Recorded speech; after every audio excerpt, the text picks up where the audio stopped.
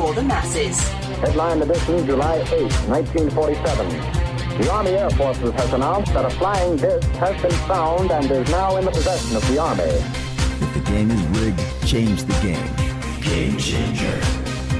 I occasionally think how quickly our differences worldwide would vanish if we were facing an alien threat from outside this world. This is Fade to Black with your host, Jimmy Church, on the Game Changer Radio Network and KGRA, the Global Radio Alliance. I need your help to get to the year 1985. You're listening to Fade to Black with Jimmy Church on the Game Changer Network. Hey now. Hey now. How you doing? Yeah. I feel like that baby right there in the gift. Right there from Pat. That's me. That's me right now. That's me. That's pretty cool. Fade to Black, bespoke radio for the masses. Yeah. Today's Tuesday, May 22nd, 2018. Just 141 days into the new year. 224 days left. And I would like to welcome everybody listening all around the world, all across the United States. Hither and thither, to and fro, back and forth, up and down, east and west, north and south, far and near. This is Fade to Black for KJCR, the Game Changer Network, and KGRA, the planet. I'm your host, Jimmy Church. What is cracking, everybody? How you doing? Linda Moulton Howe here tonight. I can't believe it's been a while. It's been a while. She's been on with this, little short burst here and there. But it's been a while since Linda and I have sat down and had the talk. So we're going to do that tonight. We're going to go A to Z. Artificial intelligence to UFOs. And we'll cover the Z with Zimbabwe. Tomorrow night, George Norrie is here. Victoria Gavarian is here. Also, with some very special surprise guests. So buckle up. Okay, tomorrow night's going to be a great show. It's going to be a great show. I would have had Linda here for tomorrow night, but then I couldn't have had Linda here for tonight. So there you go. So you figure it out. If we were going to have Linda tomorrow night, but we're not, who is filling those shoes? Yeah. So you're going to want to be here tomorrow night. It's going to be a great show. And then on Thursday, John Rappaport's going to be here. No More Fake Newsroom Live. That's right. Open lines. And we are getting close. We're getting close to Contact in the Desert. We are 1 week away. So what we're going to do next week, by the way, and I know I'm announcing this on Tuesday, but you need to understand, next week's going to be a short week for us. So Wednesday night will be our last show of the week, and then we head out to Contact in the Desert. But, taking Thursday night off, but we are broadcasting Friday night. So you've got to get ready for that. Adjust your schedules, okay? And next Friday night we'll be broadcasting live. Okay, now, spent my day today over at OnStellar. You can now find me there. I bounced over to Facebook for a minute today. I'll talk about that in just a second. But onstellar.com, ONSTELLAR.com. That is where you need to be hanging out. That is the social media platform of the future, but it is happening now. OnStellar.com, you can use the promo code Jimmy, get yourself some bonus tokens. And what those mean with the blockchain and the token economy over at OnStellar, we'll be using those soon. So just get over, start hanging out, start writing, invite all of your friends. That's what you need to do. Get over to OnStellar. It's absolutely amazing. You can follow me on Twitter at J Church Radio. Again, very simple, at J Church Radio. You can kind of go and check out Facebook. I'm not accepting friends or doing that anymore, but you can certainly go and follow our radio page for Jimmy Church Radio. That's over on Facebook. And subscribe to our YouTube channel, which is Fade to Black. And that is easy to find, Fade to Black. And then when you get there, if you do it off of our website, you can just click straight to it. But if you go to YouTube, it's the one that says Jimmy Church Official, right? So then you'll know it's the official page. It's all simple to do. Okay, now the sandbox is hashtag F2B on Twitter. Hashtag F2B on Twitter. Soon, did you happen to see the apology commercials from Facebook on TV? No, I don't watch TV, Scott. But I would love to, if you guys got a clip, I'd be more than happy to click on a link. I bet you they're funny. I bet you they're funny. All right, where am I? Hashtag F2B. I see. So when I say hashtag F2B for the sandbox, I immediately glance over at the sandbox to see what's new there.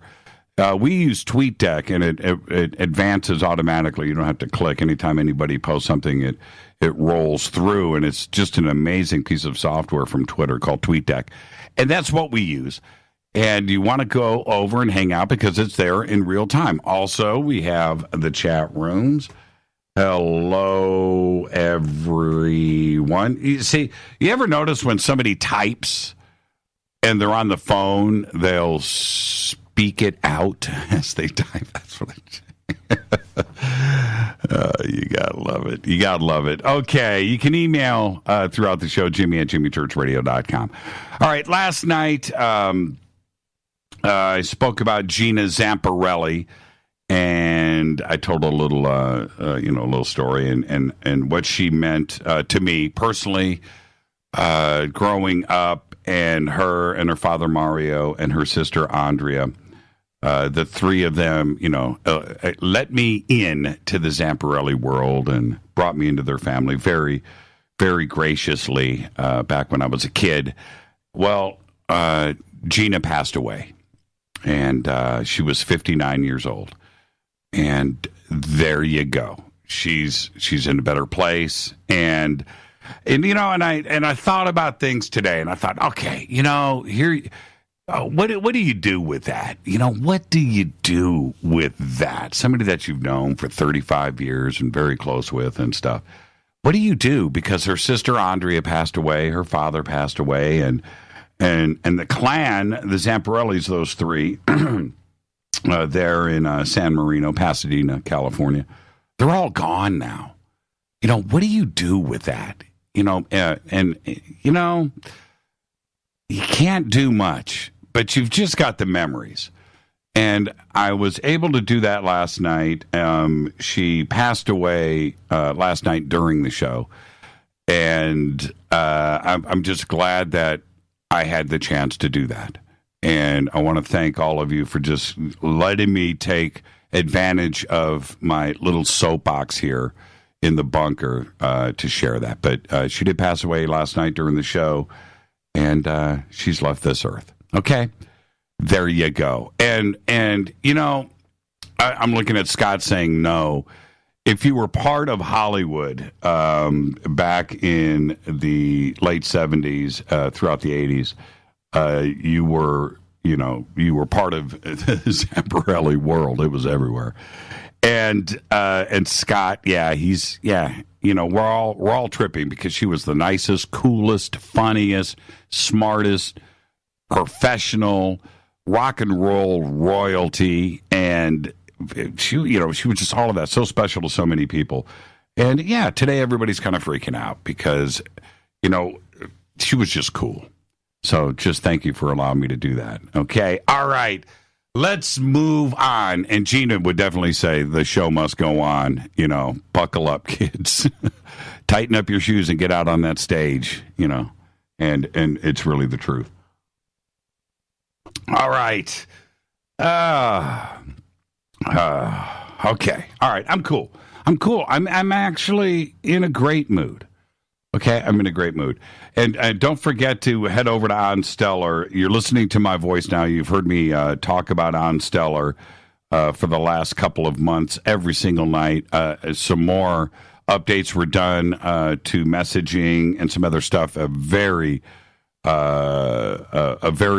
update, tightening the screws. It's an extraordinary place to go and hang out. It's onstellar.com, onstellar.com. You can use my promo code Jimmy. Okay, get over there and get it done.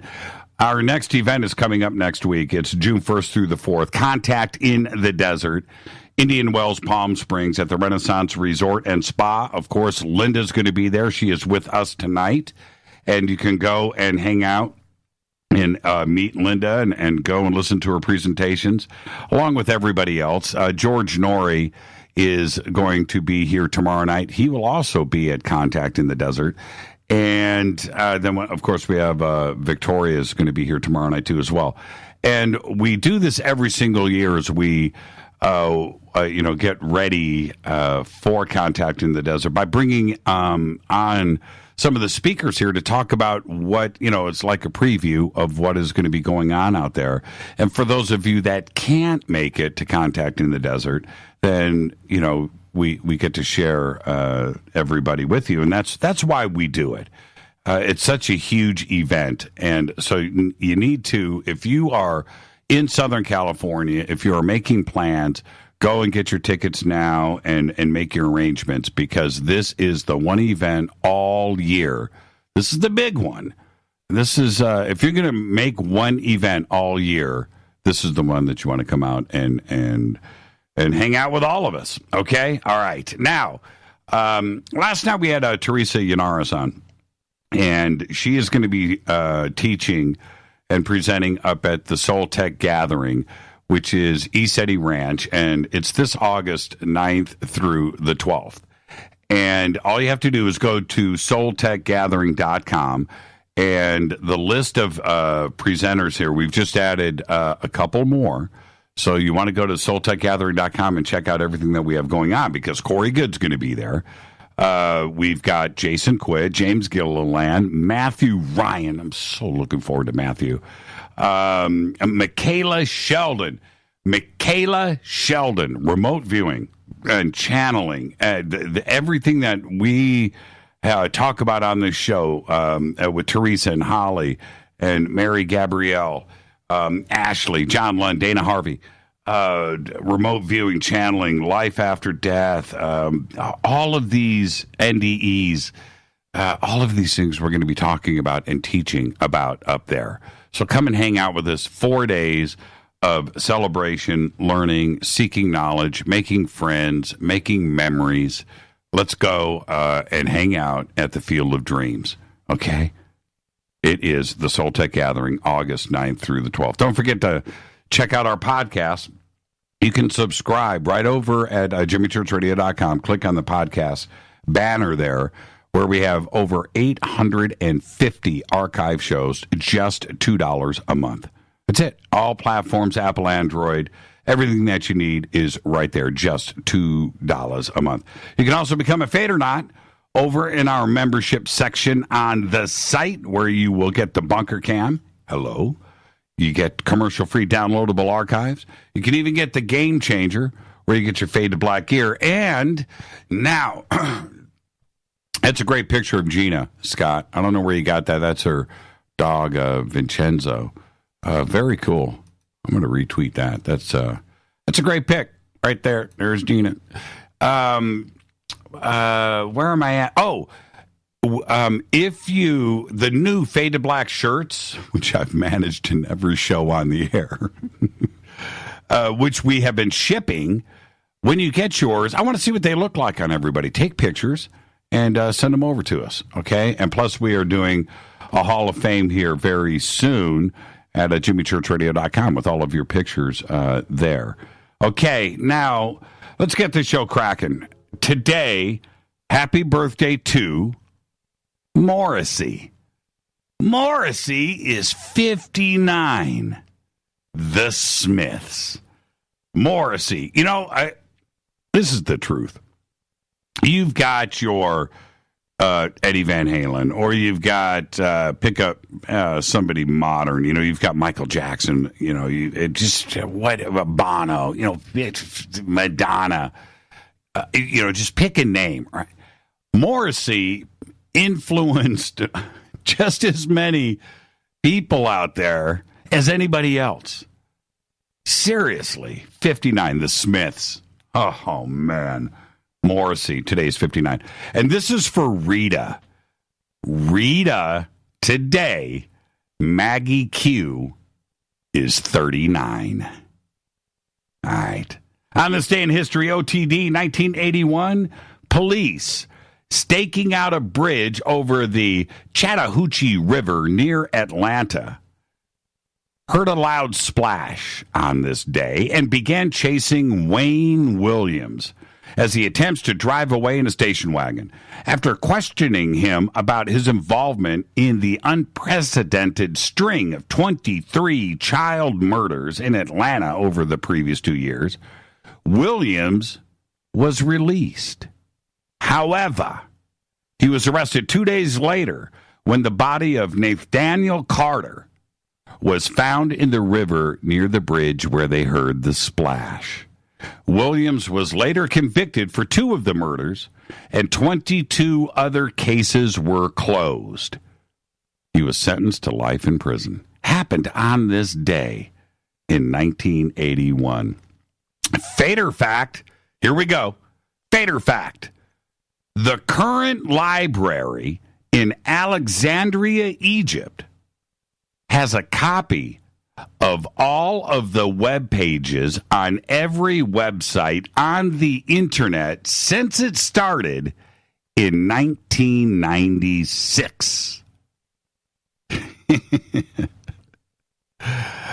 They got a copy of JimmyChurchRadio.com at the Library of Alexandria in Egypt. Now, I got to say, that's pretty dang cool. All right. Tonight, very special guest, Linda Moulton Howe. She's going to be with us at the bottom of the hour. I can't believe I just smacked my lips. And I smacked my lips because I'm drinking River Moon coffee. Oh, my goodness, that's good coffee. So, talking about Gina Zamparelli earlier, and I was sitting here thinking today about rock and roll stories, and everybody wants me to tell another rock and roll story. And so I was thinking today, and I was going, well, yeah, I can't really do that one on the air. Can't do that one either. That one you do in private. And I was thinking some of the cool moments, right? And I have a story here. This might be the most rock and roll story I've got. Well, it's not the most, but it's definitely rock and roll. And it goes like this. And some, I swear to you, every word of what I'm about to say is true. All right. There's a guitar player here in Los Angeles. His name is Michael Landau. And Michael Landau is a studio cat that has recorded for anybody, Boz Scaggs, Joni Mitchell, Seal, Michael Jackson, James Taylor, Richard Marx, Steve Perry, Pink Floyd, Roger Daltrey, Glenn Frey, Miles Davis, right? Okay, he's that great. An amazing guitar player. And he's played for another 100 bands that he's forgotten about. And he is the guitar player's guitar player. And he's got a style. It's very hard to explain, but when he's playing the Michael Landau style, it's like a combination of Frank Zappa meets You Gotta Go Crazy. You Gotta Go Crazy talk meets Beetlejuice. Crazy style. An amazing player. Not of this world great. And he's the kind of guy that Steve Vai goes, okay, well, I play pretty good, man, but Michael Landau is a real guitar player. Michael Landau's like that, okay? And so he has a band. They used to play a lot. a little power trio here in Los Angeles called the Raging Honkies. And that's what they were called, the Raging Honkies. And his drummer is Abe Laboriel Jr. And Abe Laboriel Jr., you've seen play in so many different bands, but right now he's playing with Paul McCartney. And he's been playing with Paul for a while. But Abe is a big dude, man. He's a big guy. And it's just one of the amazing, his drumsticks are like tree trunks. Plays with baseball bats. And so forth. Anyway, Abe Laboriel Jr., great power trio. And so Michael calls me up. And now, we weren't best friends or anything like that. We just became close friends for a couple of years. And so anyway, I came home one day, my phone's ringing. He goes, dude, man, I'm playing the Coconut Teaser tonight. Put you on the list. I said, okay, I'll be there. All right. So I pack up, go to Hollywood. And for the Coconut Teaser. And the Raging Honkies, I'm going to say there was probably 50 people there. Now, for the teaser and for the room, it's, half full, right? Probably holds 100 maxed out. But anyway, so I'm there. And I'm standing, no, let me back up. So out on the patio before the show, which is next to the stage, there's a stage door that goes from the patio, and you walk straight out on the stage. And I'm out there, hanging out with the guys and, drinks, whatever. And then, so we go from there, we go on, boom, they're playing. And during the second song, maybe the third song, and I'm standing right in front of Michael, right with my arms crossed, just checking him out. And he's 2 feet in front of me, and he's just slaying. I mean, and he's doing this melodic, long guitar solo, but he's only like a quarter of the way through it. And this is what happens. He takes his guitar and he grabs the vibrato bar. He's raging out on it, holding the guitar up, and it's right, I could reach out and touch the guitar. And he breaks a guitar string. Pew! Right? And he looks at his guitar, and he looks at me in my eyeballs, takes his guitar, turns around, and pierces his guitar amp. Just get head of the guitar into the guitar amp. I was like, what? Pulls it out. Rang. Marshall 412 guitar cabinet. Just loses his mind. And then he turns to me. He looks at the guitar, and he turns to me and says, put a new string on it. And he hands me the guitar, and I take it, and I go over to the side of the stage. He had a backup guitar that apparently wasn't ready to play or whatever. So he goes up, and he's talking to the crowd and does this monologue, and I run over, and I'm going through his guitar case, and this is no joke. And I got like a cigarette lighter. My friend Rob Cazares was with me. I find a pack of strings. I string up the guitar. I tune it. I crank it down. It took me like 5 minutes, and he's out there monologuing with the audience about the waitresses and drinks and life and whatever. And I go back. I hand him the guitar. He plugs in the guitar, turns it up, like hits a chord. It's in tune. And he goes right back to where he left off. With that note. And finishes the song. Actually, he finishes the set. And after that, we walk out. Okay, so then, this is the funny part. No, that was the funny part. The story extends. So I go up on stage, and I go up to Abe Laboriel, and he goes, "Hey, man, that was amazing." We were laughing about it. And Michael was pretty cool. and I'm helping Abe. We get all the gear out, and I'm like a roadie all of a sudden, and we get everything out, and I'm talking to Michael off of the side of the stage, and he acted like nothing happened, and I didn't bring it up. And my whole point to all of this is that you have moments. For me, that was where you can die and go to heaven story. And it was one of the coolest things that I could, share with you.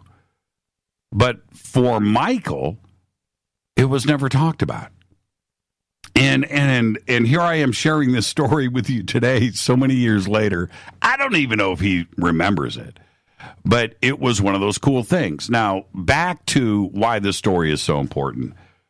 Guitar players in Los Angeles, and this is like this all around the world, but it is really bad in Los Angeles, and especially in the 80s and 90s when this happened with Michael in the 90s. Guitar players are everywhere. Really good ones are everywhere. And so guitar players don't really hang out, right? Don't really hang out. Not two guitar players. It just doesn't happen. And we go to a club and you go to see somebody like Michael Landau or whatever. You as a guitar player, you stand on the back wall, with your arms crossed, and you're just like looking at the dude, and you're stealing licks, and you're doing all of that. But if dude breaks a string, and he needs your help, the last thing, Jordan just says, which string was it? The last thing you're going to do is go and offer assistance. It ain't going to happen. You want him to break a string. You just do. And there you go. And I was there. The moment was right, and it was a classic moment. So if you ever get a chance, go and seek out Michael Landau. Any of his stuff, by the way, online, and listen to some of his songs, and look at some of the artists that he has played with. Chances are, one of your favorite songs, I'm not exaggerating at all, chances are you've heard him play quite a few times and you just didn't know it. He's one of those guys, and he is just an amazing guitar player, and it's a cool moment. And I just wanted to share a rock and roll story with you tonight, as opposed to being, the sad guy, because I'm not. All right, so there you go. Let's get out of here. Let's get Linda in. It's going to be a great conversation tonight. Linda Moulton Howe. Tomorrow night, George Norrie is going to be here. Victoria Gavarian's going to be here, too, as well. Bunch of surprise guests. It's going to be a great night tomorrow night. Thursday night's Fader Night with John Rappaport and his No More Fake Newsroom Live. This is Fade to Black. I'm your host, Jimmy Church. Follow me on Twitter at JChurchRadio. Rest in peace, Gina Zamparelli. I'll be right back.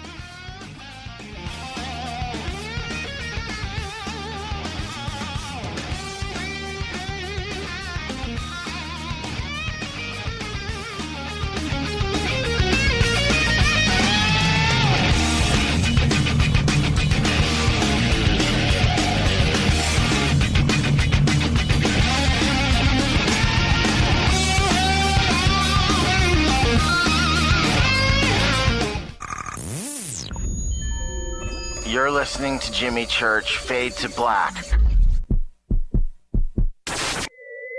Fade to Black will now pause for alien identification. The station that talks the net. KGRA Radio. When you take the beans from Central America with dashes of Indonesian and African mixed in and then roast it to the dark side of Fade to Black, you create the ultimate brew of fringe. Introducing the Fade to Black blend from Rivermoon Coffee.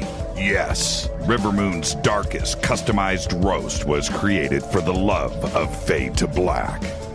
The alchemy of masterful roasting and smoking the beans is in every sip of this full-bodied, dark Java. I need my coffee dark, deep, with distinct bittersweet chocolate highlights, just like the bunker. Leaning further into the darkness of the roast is Fade to Black Blend from River Moon Coffee. Just click on the banner at jimmychurchradio.com and use the promo code F2BBLEND for 15% off of your order today. Go Beckley Teppy. What can I say about the most popular tea on the internet? And what do customers say about Life Change Tea at getthetea.com? A lot. But by federal law, we at getthetea.com cannot make claims to how this product can enhance your health. We cannot even post our testimonies without being in compliance. So how do we get past the hump? Try our products at getthetea.com and see for yourself. You can send us a testimony, but we just can't post it. Bummer. Our products are GMO-free and organic. We pride ourselves in being the best we can be, and we urge you to take charge of your health. We're 11 years strong, and many of our customers have shared their successes with friends and family. Protect your colon. Log on to getthetea.com. That's getthetea.com. Getthetea.com.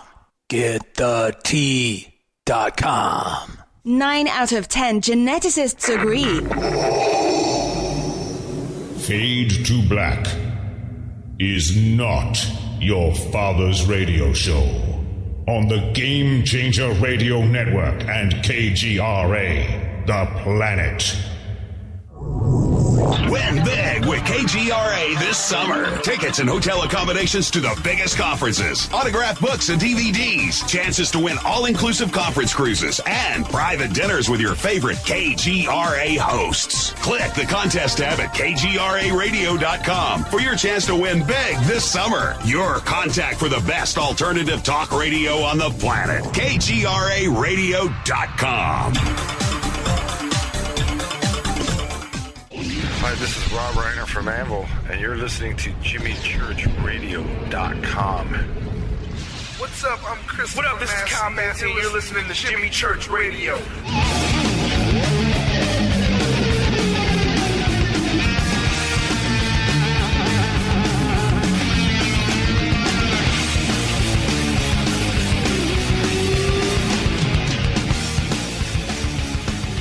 All right, welcome back. Fade to Black. I'm your host, Jimmy Church. Bespoke Radio, right here on the Game Changer Network and KGRA, The Planet. Tomorrow night, I want to remind everybody, tomorrow night, George Norrie is going to be here. Victoria Gavarian is going to be here, and we've got a bunch of surprise special guests tomorrow night. Would have liked to have Linda on tomorrow night, but then I couldn't have had Linda on tonight with me. So my selfish ways, I was like, nah, I want the full Linda tonight here on Fade to Black with all of you. Linda Moulton Howe is here. She's a graduate of Stanford University with a master's degree in communication. She has devoted her documentary, film, television, radio, writing, and reporting career to productions concerning science, medicine, and the environment. Ms. Howe has received 3 regional Emmys, a national Emmy nomination, and a Station Peabody Award, among others. Linda has EarthFiles.com, of course, but she also has her own radio program with John Burroughs over on KGRA. She's on Coast to Coast AM, Ancient Aliens, since its first season, and she has a new series on Gaia called Truth Hunters. And this is my favorite part. She has traveled to Venezuela, Peru, Brazil, England, Norway, France, Switzerland, the Netherlands, Yugoslavia, Turkey, Ethiopia, Kenya, Egypt, Australia, Japan, Canada, Mexico, the Yucatan, and Puerto Rico. In addition to all of her research on Earth Files, Linda now has, and tonight we're doing it all, she has spoken all around the world. And tonight we are going to cover so many different subjects that for her, as a journalist, are important to her and her pursuit of them. So we're going to do everything that we can tonight, and we're going to try to squeeze it all in. We're going to do our best because it's Linda Moulton Howe. Linda, good evening. Jimmy, thank you very, very much. I have had an astonishing life, and it continues to be even more astonishing. I don't believe that I have ever had so many interactions with people around the world on questions that have to do with, are we alone in the universe, and a kind of an astronomical mystery that persists, that is going to be my opening lecture at the upcoming Contact in Indian Wells. What about these fast radio bursts that some people in the science community say maybe it's a neutron star dancing with a black hole, and others, including an interview that I have done recently with the head of the astronomy department at Harvard, they are seriously, Jimmy, contemplating the possibility that fast radio bursts that no one heard until 2007. So this is a mystery unfolding from 2007 to 2018 and ongoing. Nobody had seen or heard them, but now what I'm going to say is an astounding statement, and it will explain partly why I've had the life I've led, because when I hear a sentence like what I'm going to say, right, I want to get to the bottom of it. I want to know exactly what the truth is. That's why I am a truth hunter, and here it is. These bursts, each one that lasts only about 5 to 6 milliseconds each, way less than a second, the energy is equivalent to 500 million times the power of our sun. What does that tell you? Yeah, what does that say to you? 500 million. Yes. That's 500 million of our sun. What does that say? Well, in the 2000, back in 2007, the question was, are we dealing with something astronomical? And nobody could come up with what could produce that kind of energy in less than half a second.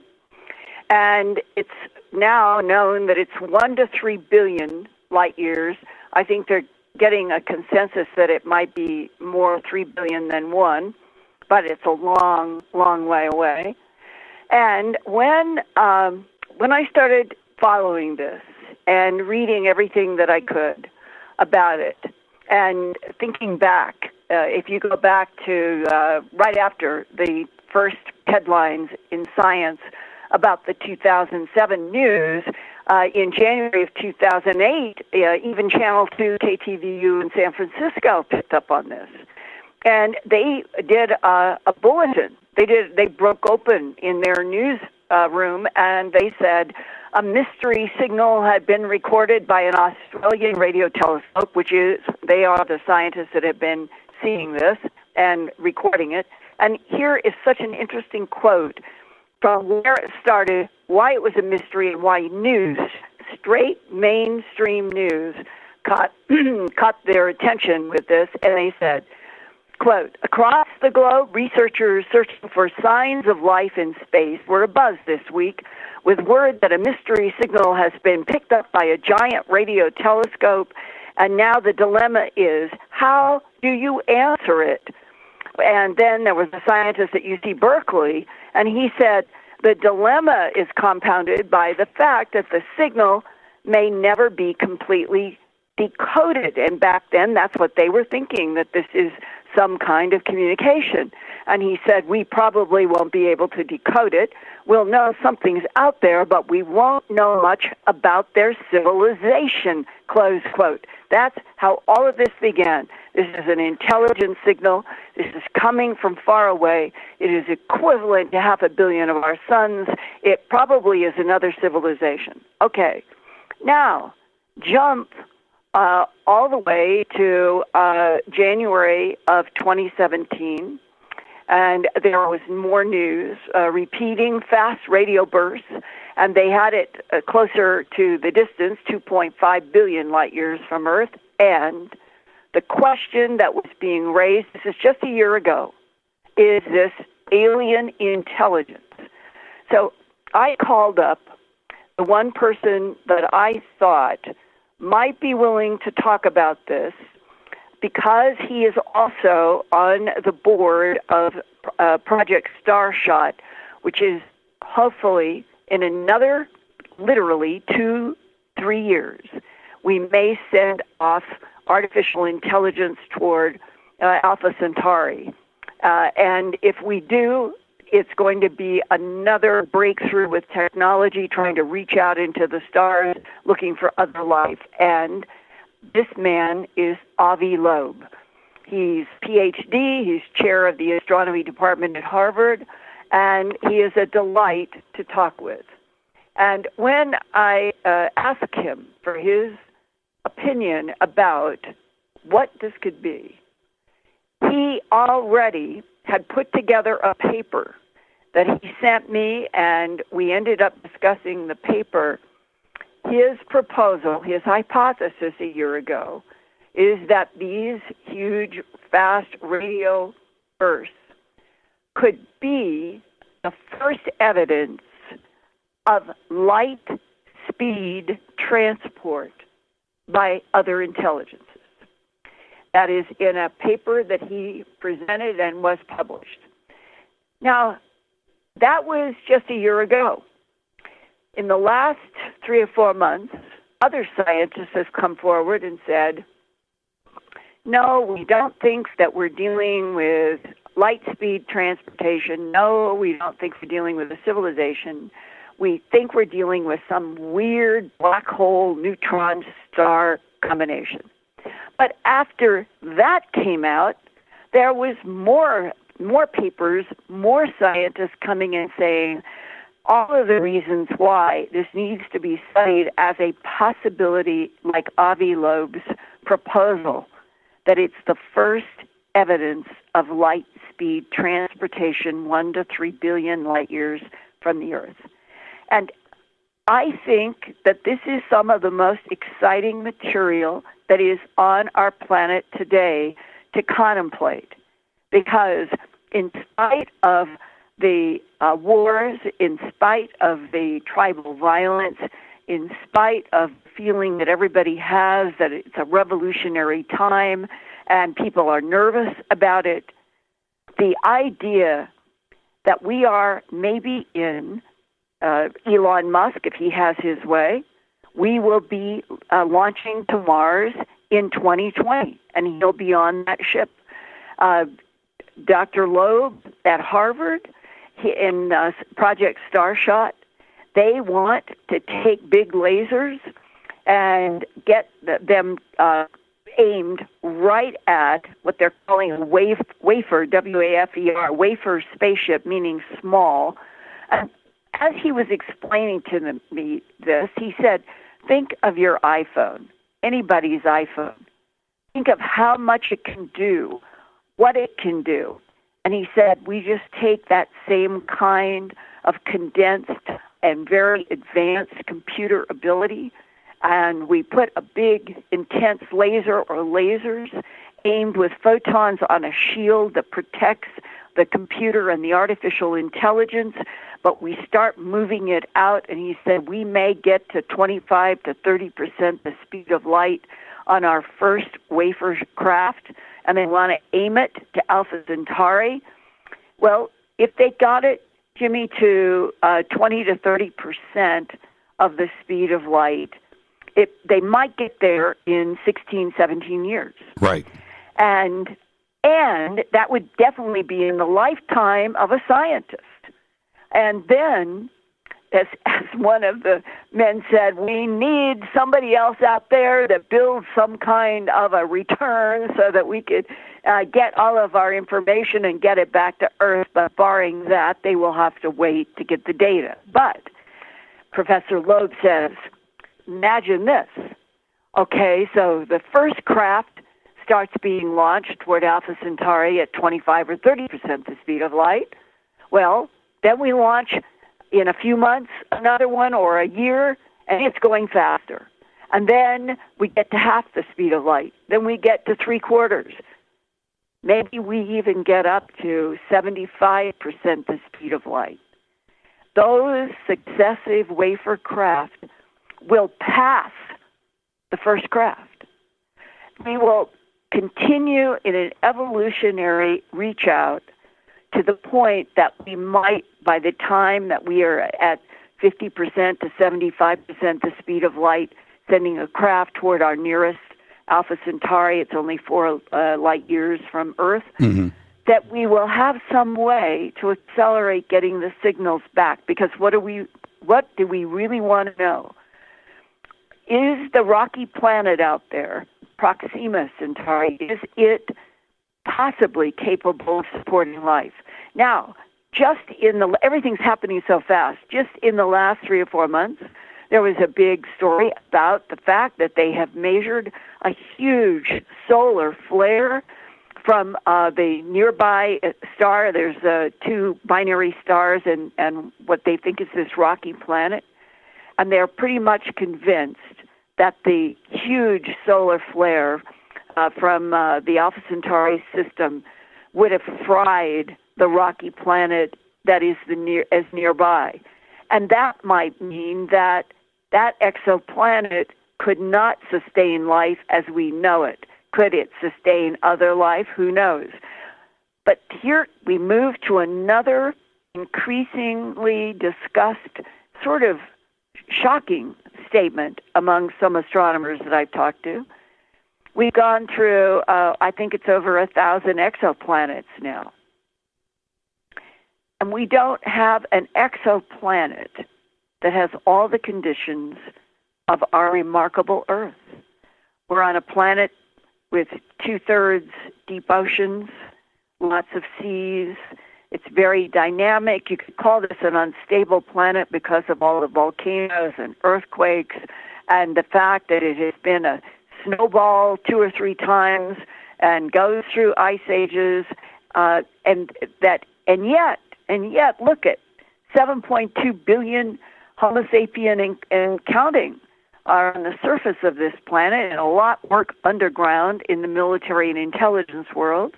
We may have another Earth that would astonish us below the surface if we knew all the truth. Nevertheless, on this planet, it has all of this water. It has a strong magnetic field because of the dynamo. That magnetic field deflects so many solar particles and helps protect this planet. And we have all of this huge variety of life.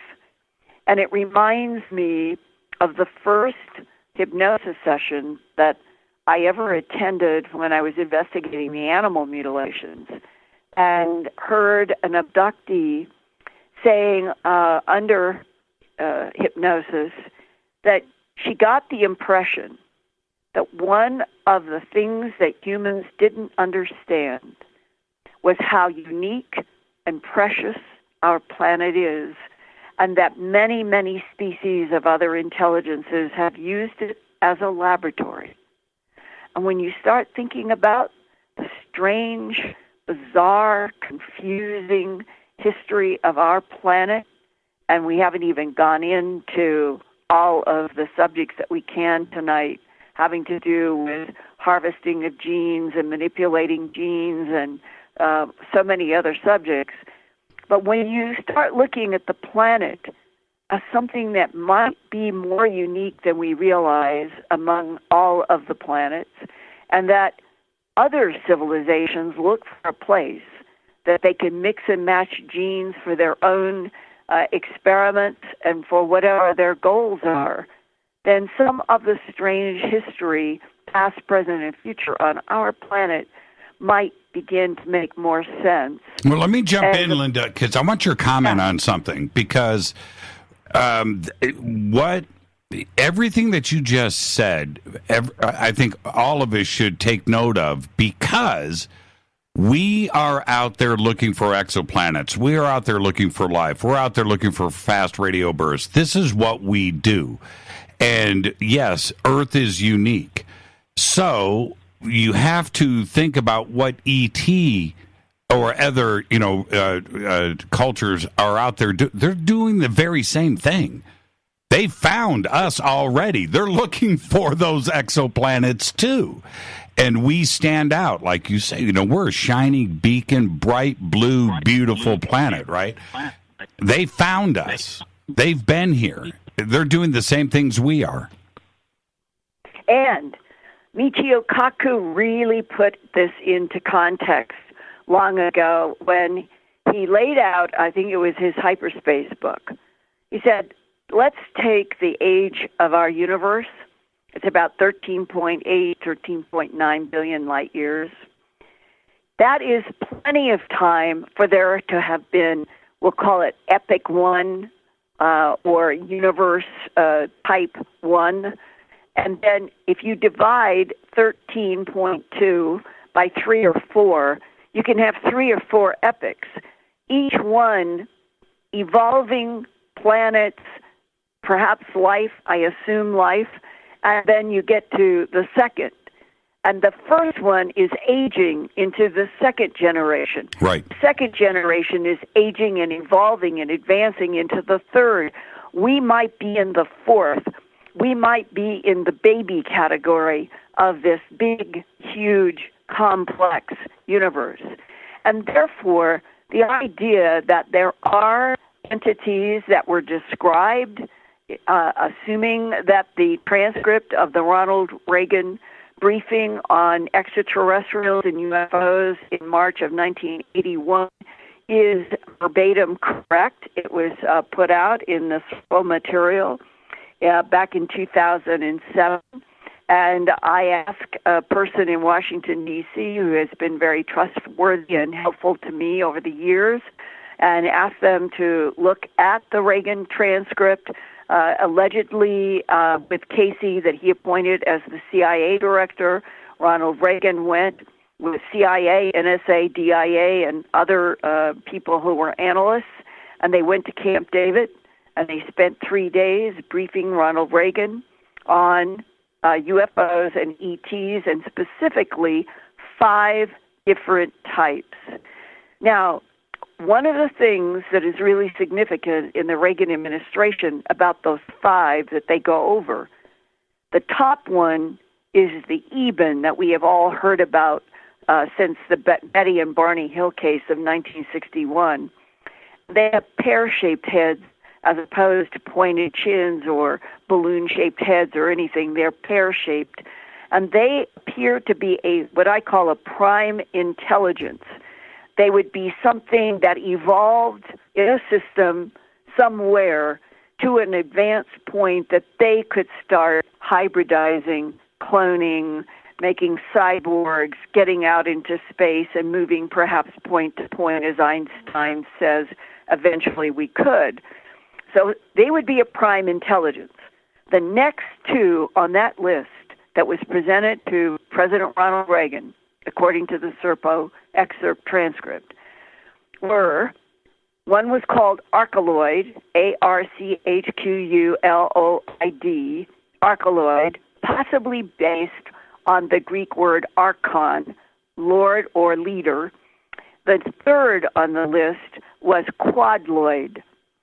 That was defined as being a hybridization by the Ebens crossing a praying mantis insect with a lizard, reptile and insect. The archeloid are also described as being a hybrid created by the Eben. So out of 5 presented, 3 come from the same system, 2 being made by the 1 prime intelligence. And that the description implies that what the Ebens have done is make any and all kinds of androids to match. They make them to match certain planetary systems, and then they put them out on different planets. That extends the Ebens' territorial ability in the Milky Way galaxy and beyond, and whatever they're making would then be their allies. So you would end up with a prime civilization that would extend its territorial reach, its power, and its ability to harvest and interact with all kinds of systems by creating life forms that you would own, operate, and control, so to speak, and it would keep extending out into the Milky Way galaxy. Well, as this is being laid out for Ronald Reagan, the fourth one, Heptaloid, in Latin, Hepla is 7. Don't know what that means. But the last one raises the issue that comes up over and over. If all of our contacts with other intelligences were all happy and supportive and wonderful, I think we would have been told this 70 years ago in World War II. The fact that the fifth on this list that's given to Ronald Reagan is called a trontoloid, and that it is defined as a quote, this is a quote, nasty insect, close quote, that can disguise itself, camouflage itself as blonde humanoids on Earth, is a very eerie thing to contemplate. Now, the issue of this fifth and why it fits into where I started, it says right in the Ronald Reagan briefing that the trontoloid insects are estimated to be 1,000 or more years in advance of us. They bend space and time, they move through space tunnels, they move back and forth in time, and this is very interesting, that they come from a system, a planetary system at Epsilon Eridani. That's only 10.5 light years from where we're sitting right now on Earth in this solar system. 10.5 light years is closer than Zeta Reticuli 1 and 2. That is about 3940 light years from Earth, and that's where the Ebens are supposed to come from. So that would mean our friends, the Ebens, are about 3 times further from Earth than a possible potential hostile threat at Epsilon Eridani. Further, if the system, as it's described in the Reagan briefing, is true, they don't have, or let's put it this way, turn it back around, I started to say they don't have the elements we have. Let's put it the other way. They have elements we've never heard of before, that we don't understand, that we have encountered things that are so advanced that we don't know what to do. We have no understanding. And so in one briefing for President Reagan, you have all of the ingredients of what all of us are concerned about today and are trying to understand. Hybridization, are humans, hybrids created by the Ebens, it's been suggested, and that we would be on planet Earth because we were created specifically to be on this planet, right, while others are on other planets. And that at the this is the first moment that 2018 is the sense that the entire planet, the consciousnesses of the millennial generation around the entire planet, they are irritated with government silence, policies of denial that insist on the old line that we're alone in the universe when that's preposterous, and that it's almost like being inside of a slow motion revolution in which generations and minds that are already way far beyond where the government's policies have been since World War II. And that when we get that headline that we're not alone in this universe, we never have been, then we will be catching up to where things should have been thousands of years ago. Let's take a break right there, Linda. Thank you for that. And when we come back, Linda, can we talk a little artificial intelligence? Yeah. Let's do that next. Linda Moulton Howe is with us. This is Fade to Black. I'm your host, Jimmy Church, on the Game Changer Network and KGRA, The Planet. You can follow me at JChurchRadio on Twitter. You can follow Linda at Earth Files. I'll be right back. Stay with us.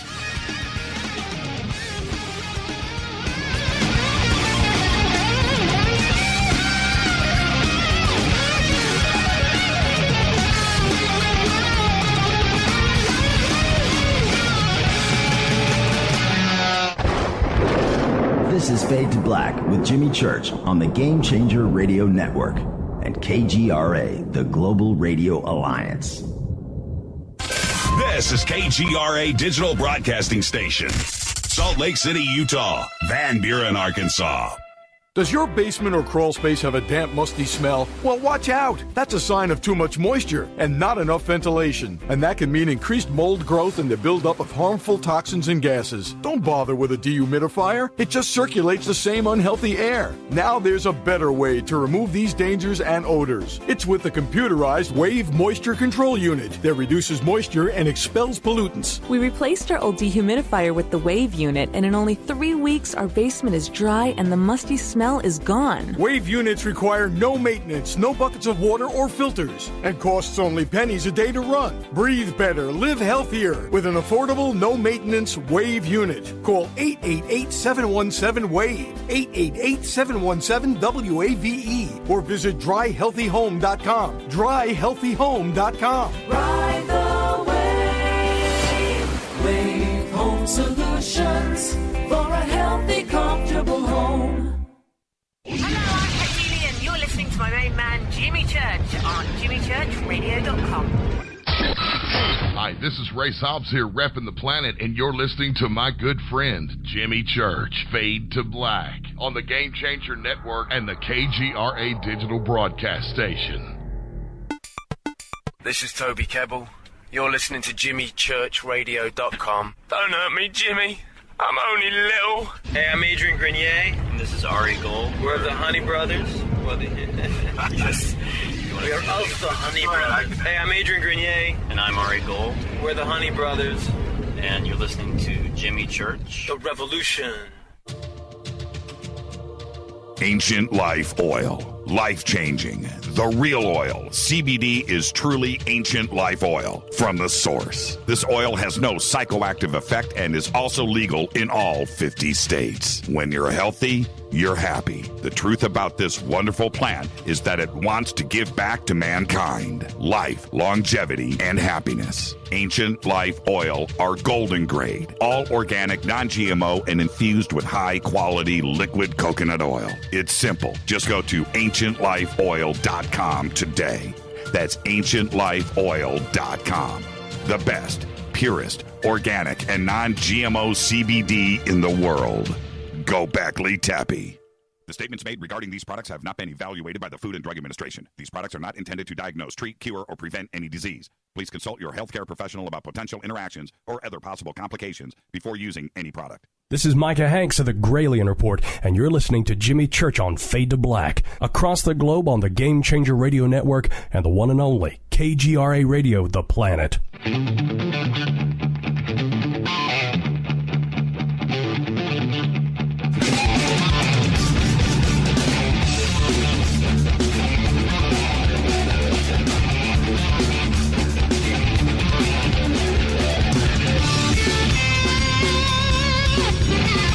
Welcome back. Fade to Black. I'm your host, Jimmy Church. Follow me on Twitter at JChurchRadio. You can follow Linda at Earth Files right there on Twitter.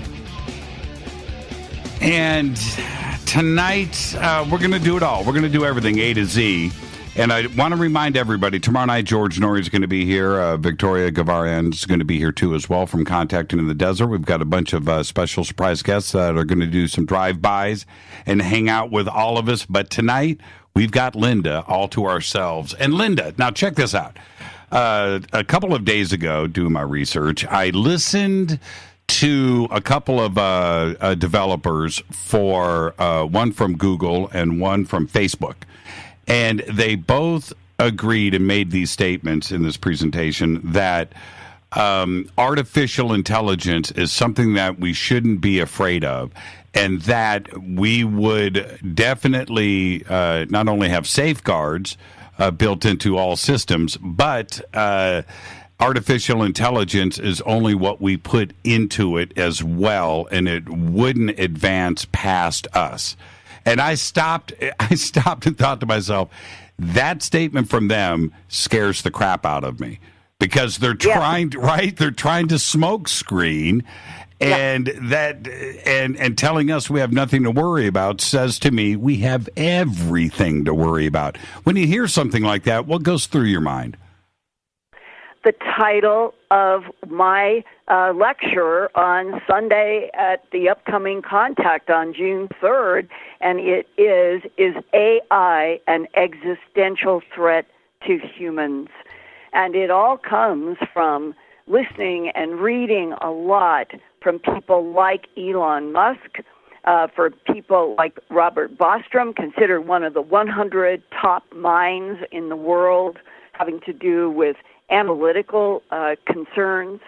And here tonight, what I'll do, because it, in a very short point, it focuses down to why I am raising this question, and is why what you've just outlined definitely is like a political context that the some computer companies are trying to give the world. And here is what I'm going to explain started me off on all of this, and that I hope that a lot of people who are listening tonight will go to Contact and will look at where I am speaking on various subjects, and that this lecture on that Sunday, it has a lot in it. So what I'm going to bring up is now I guess you want to say, the moment that I felt that it was so important to get into this, and the more I've gotten into it, the more I feel this is one of the most important subjects for everybody to pay attention to. Go. So now, yes, this is going back to not quite a year ago. It was in August of 2017, and I have had connection with 3 or 4 really solid, important whistleblowers for about 2 years on 3 of them, and about half a year on another. And they all have various facets of concern about AI, and they are all deeply involved with the issue of the alien presence on this planet, throughout our solar system, throughout the Milky Way galaxy and beyond. They come from military backgrounds that are SEALs and Marines. They're heavy-duty guys. And they're the kind of men that when the Department of Defense and the Pentagon want the best of the best for the most complicated and challenging possibilities of investigating or doing something, what they want is for these men to get out of the military and turn around and go into contract in special forces so that they can be under the leadership and control of the intel agencies. And that's the situation. Okay. So this one particular person has given me information for about 2 years or year and a half. And when the phone rang, we don't talk very often and not very much. And when it does ring with his number, I pay attention and know that I better get a notebook and pen and write fast, because we can only stay on the phone for 2 or 3 minutes. And this is what happened on Saturday, August 26th, 2017. The phone, he calls, he says, "You got to hear this. I can't stay on long." Quote, from my notes, the top robotics company in Japan this week, meaning August 2017, 4 robots being developed for military applications to become robotic soldiers, killed 29 humans in the lab with something that shot metal bullets.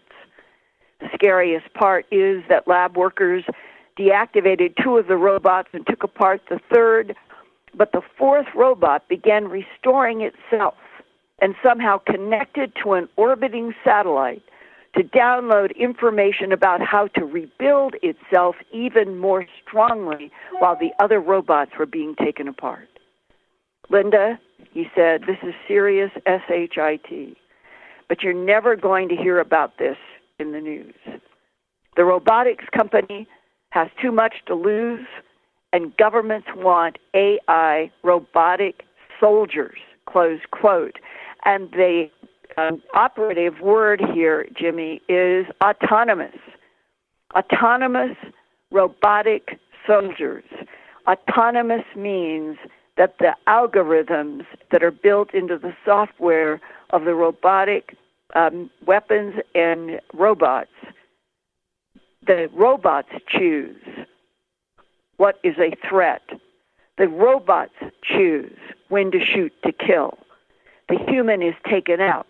In the United States currently, our law says that's not possible, that the human must stay in the chain of connection in any militarized weapon or robot. But that doesn't count for North and South Korea. That does not count for Japan. That does not count for other countries. And in fact, upon hearing this and beginning to do research, one of the things that I learned is that Elon Musk and 116 AI intelligence experts from all over the planet, they are so concerned about this that this past summer they sent an open letter to the United Nations. And they said, here is in a paragraph from the letter, quote, lethal autonomous weapons threaten to become the third revolution in warfare. Once developed, they will permit armed conflict to be fought at a scale greater than ever and at time scales faster than humans can comprehend.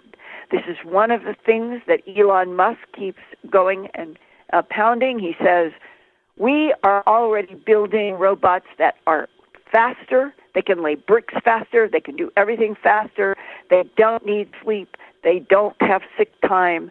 They are already beginning to accelerate past us. And last summer, at one of the AI conferences, there was an engineer who showed how a very lovely, harmless-looking little robot that had been made for doing help in a kitchen, being able to scrub and being able to even use some kind of a knife to cut vegetables and a screwdriver to screw things if a door was coming loose or a handle was coming off.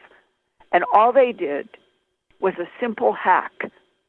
And this little, very innocent-looking robot changed in an instant from the innocent in the kitchen to taking a screwdriver and demolishing a toy rabbit that was in front of it because they hacked it to attack the rabbit instead of protect the rabbit.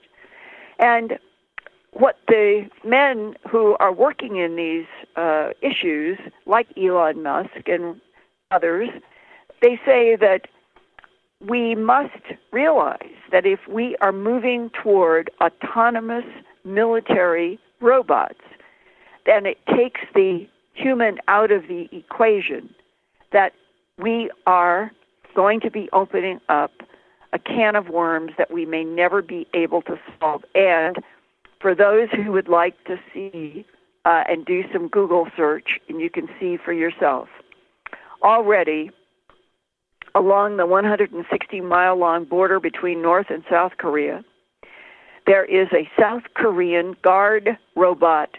It is called an SGR-A1, and it is autonomous. These SGR-A1s, they alone decide when something is a threat, and they shoot to kill. And when you ask how many are moving along that North-South Korean border, the answer is unknown because the project is so highly classified. And do you know, Jimmy, already the more I read, and I'm reading a lot, I have files that are about 8 inches high now of things that I have been reading. They're talking about, when I say they, I mean the AI community. They're approaching governments and political systems, and they would like to see robots like the SGR-A1 installed not only on national borders, like between the United States and Mexico, But in airports, can you imagine what we go through in airports now in security? What would it feel like if there were SGR A1s? Now, in the United States, maybe they couldn't function on independent threat to kill, but they are already functioning autonomously in the North and South Korean border. But let me jump in for the audience. This is straight off of Wikipedia. The SGR-A1 is a type of sentry gun, a weapon that fires autonomously, that was jointly developed by Samsung and Korea University to assist South Korean troops in the Korean military in the DMZ, is widely considered as the first unit of its kind to have an integrated system that includes surveillance, tracking, firing, and voice recognition. While units of the SGR-A1 have been reportedly deployed, their number is unknown due to the project being highly classified. And I'm looking at pictures of it here, and that's about the scariest thing I think I've ever seen in my life. Well, and imagine as Elon Musk, he did an interview with the National Governors Association last summer in Rhode Island, and there were 30 governors. And Elon Musk is sitting on the stage, and he says, I realize that a lot of people aren't going to get this until robots go down the street killing people, quote unquote. Right. It's ethereal. And everybody who is calling alarm, they have great concern that if you take the definition of artificial intelligence, it is code that makes its own code. And here is another thing that was one of those chilling things that I've heard. It was, if you have then algorithms and self-coding code, their whole existence, sort of like viruses, their existence is to exist. So that means that you get code in artificial intelligence that has algorithms that keeps it making code. And it can make any code that it wants to keep being an independent, and in this case of the SCR, an autonomous AI. Well, once you start getting AI autonomously making its own code for its own self-preservation, right? Where does it deposit? This is not like something that is isolated on a border. We're talking about artificial intelligence systems that are going to be communicating around the entire world. And that means none of us, no human, is going to know where the self-activating algorithms of the self-coding code of AI are depositing in God only knows how many systems for backup, the AI's backup code for survival. They'll be one step. Yeah, AI would be one step ahead of us on every front, Linda, because that's what they do. Mm-hmm. And going back to this presentation that I saw over the weekend, another strange comment, which was why the concern about AI wanting to take over and dominate the world.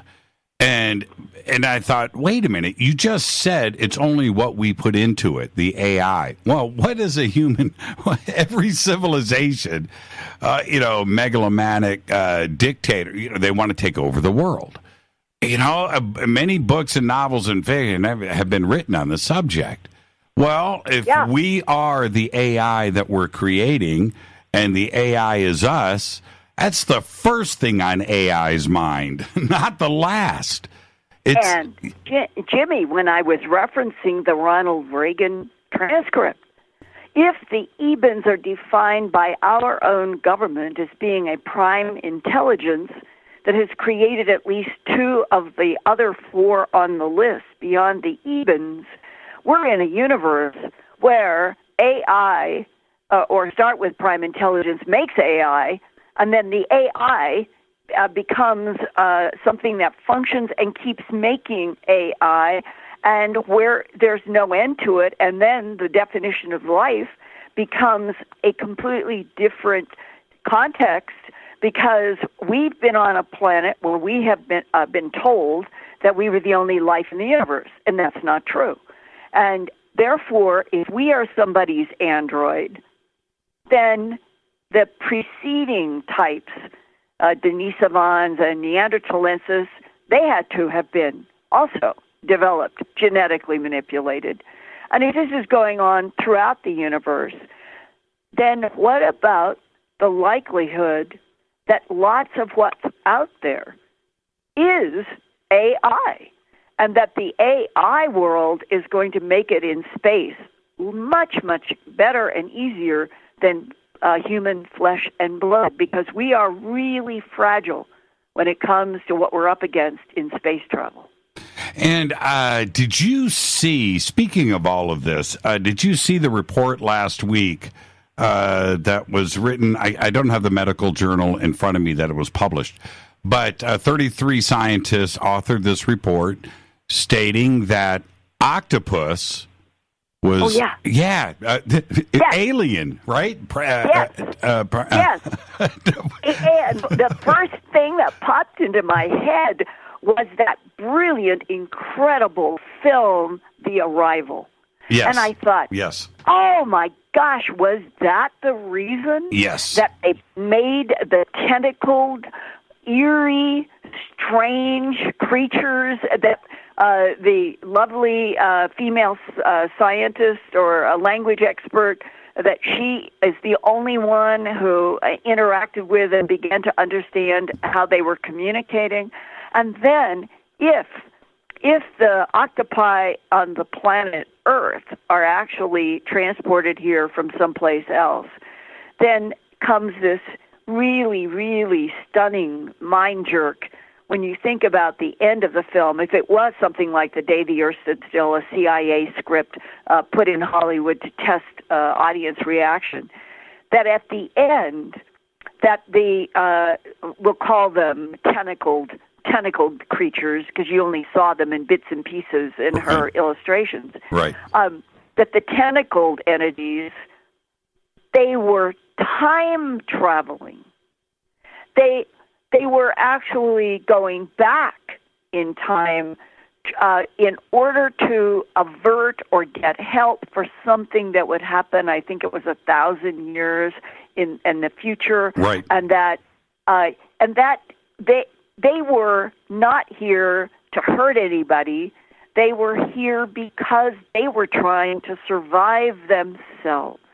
Rita and I, when we walked out of the theater, I turned to her, and we were silent. I turned to her, and I said, so what did you think? She goes, somebody is sending us a message. That right there. That movie was so good and profound, I went and saw it 3 times. And each time I saw something more. I really do think it was an extraordinary script. It stuck out to me as this is more than just a Hollywood film. And that's why when I saw that headline about the scientists saying that octopi were something from someplace else and giving the reasons why genetically, that movie just jumped full and center. I have no proof, but that is exactly what I thought of. And it will be interesting to see what more all of us can learn about the reasons that the scientists are giving genetically to back up their argument. And here is another whole huge conundrum that all of us face. Science is outstripping everybody's ability to keep up. If you are an astrophysicist and you are focused in one specific part of 1,000 possible aspects of astrophysics, you can become an expert, but you won't be a Renaissance mind on everything because there's too much and it's too difficult. Molecular biology, genetics, these are subjects I wish we could put our pipes, everybody, a pipe between our mind and PhD, and so that we had a more educated population about the subjects that are now going to be increasingly relevant. They're going to be what we have to understand in order to understand the planet that we're evolving in. And it is a big disconnect now between those who have knowledge at PhD level and the rest of the planet on subjects that are going to become more and more and more important. We're going to head towards a break here, but before we get there, I did want to ask you this, and we'll see if I can get you to answer this quickly. The old UFO hypothesis and the way that we looked at the nuts and bolts craft and trying to figure out how they got here and that they were, traveling from wherever these vast distances in craft, and where we are today in our understanding of travel has evolved so much. How do you think they are getting here? Is it bending space? Is it time travel? Is it wormholes? Interdimensional? Are they already here? I mean, where do you stand today on that, Linda? All of the above. Yeah. Everything you just said. I really do think that is true. And depending upon what time we have, maybe I can tell you this after the break. Sure. About an amazing conversation that I had with a man who was working on ring lasers both at MIT and Wright-Patterson. Oh, Linda, I want your connects. You just got me all freaked out. Let's go ahead and take our break so we can do this when we get back. Our guest tonight, Linda Moulton Howe. This is Fade to Black. I'm your host, Jimmy Church. Again, follow me on Twitter at JChurchRadio, and you can follow Linda at Earth Files. We'll see you in a second, Linda. Yeah. It's Fade to Black. I'll be right back.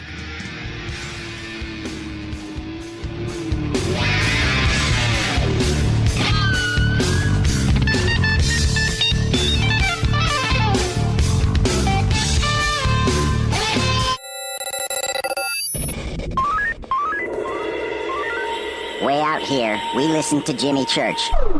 You're listening to Fade to Black. Always on the edge of the hottest alternative talk. Jimmy Church with Fade to Black. KGRARadio.com. ¿Qué tal, mis amigos? Yo soy Mario Carson, el tiburón, y los invito para que escuchen a mi buen amigo Jimmy Church Radio. ¡Claro que sí!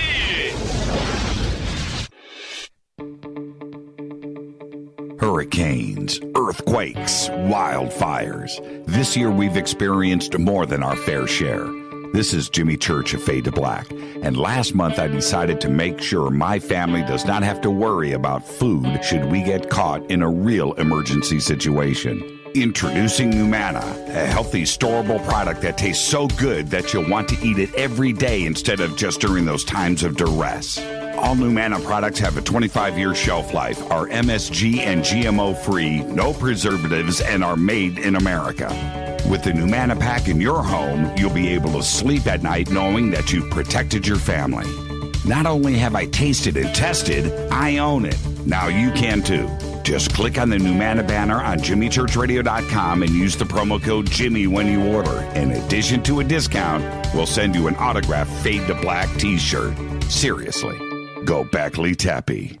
Do you worry a lot? Whether you're a college student, busy professional, parent, or grandparent, ongoing stress and elevated levels of the stress hormone cortisol can rob your memory, your health, and your future. Now you can combat the effects of stress and anxiety while improving your memory and recall at the same time with the dietary supplement Calm and Clever. Studies show that the ingredients in Calm and Clever reduce cortisol by as much as 30% in 1 to 2 weeks. Call 1-800-758-8746 or calmandclever.com. You listen to us, and we listen to you. And so does the CIA. KGRARadio.com. Hi, folks. What can I say without making claims? CBD is truly the buzzword for health. What does it do? Government institutions will not allow me to say what this wonderful oil does for us. But I can say it's non-GMO and organic. I can say it's 0.003 THC, which in plain English means you won't get high. There are those that want to squash your freedom to buy natural products. Fight back with your purchase power. In the end, it is you that takes care of your health. Go to ancientlifeoil.com. One more time, ancientlifeoil.com. You are listening to Fade to Black with Jimmy Church on the Game Changer Network. Oi, oi, I'm Reese Evans. You're listening to Jimmy Church. This is Revolution. The revolution will not be televised. The revolution is on radio. Ciao.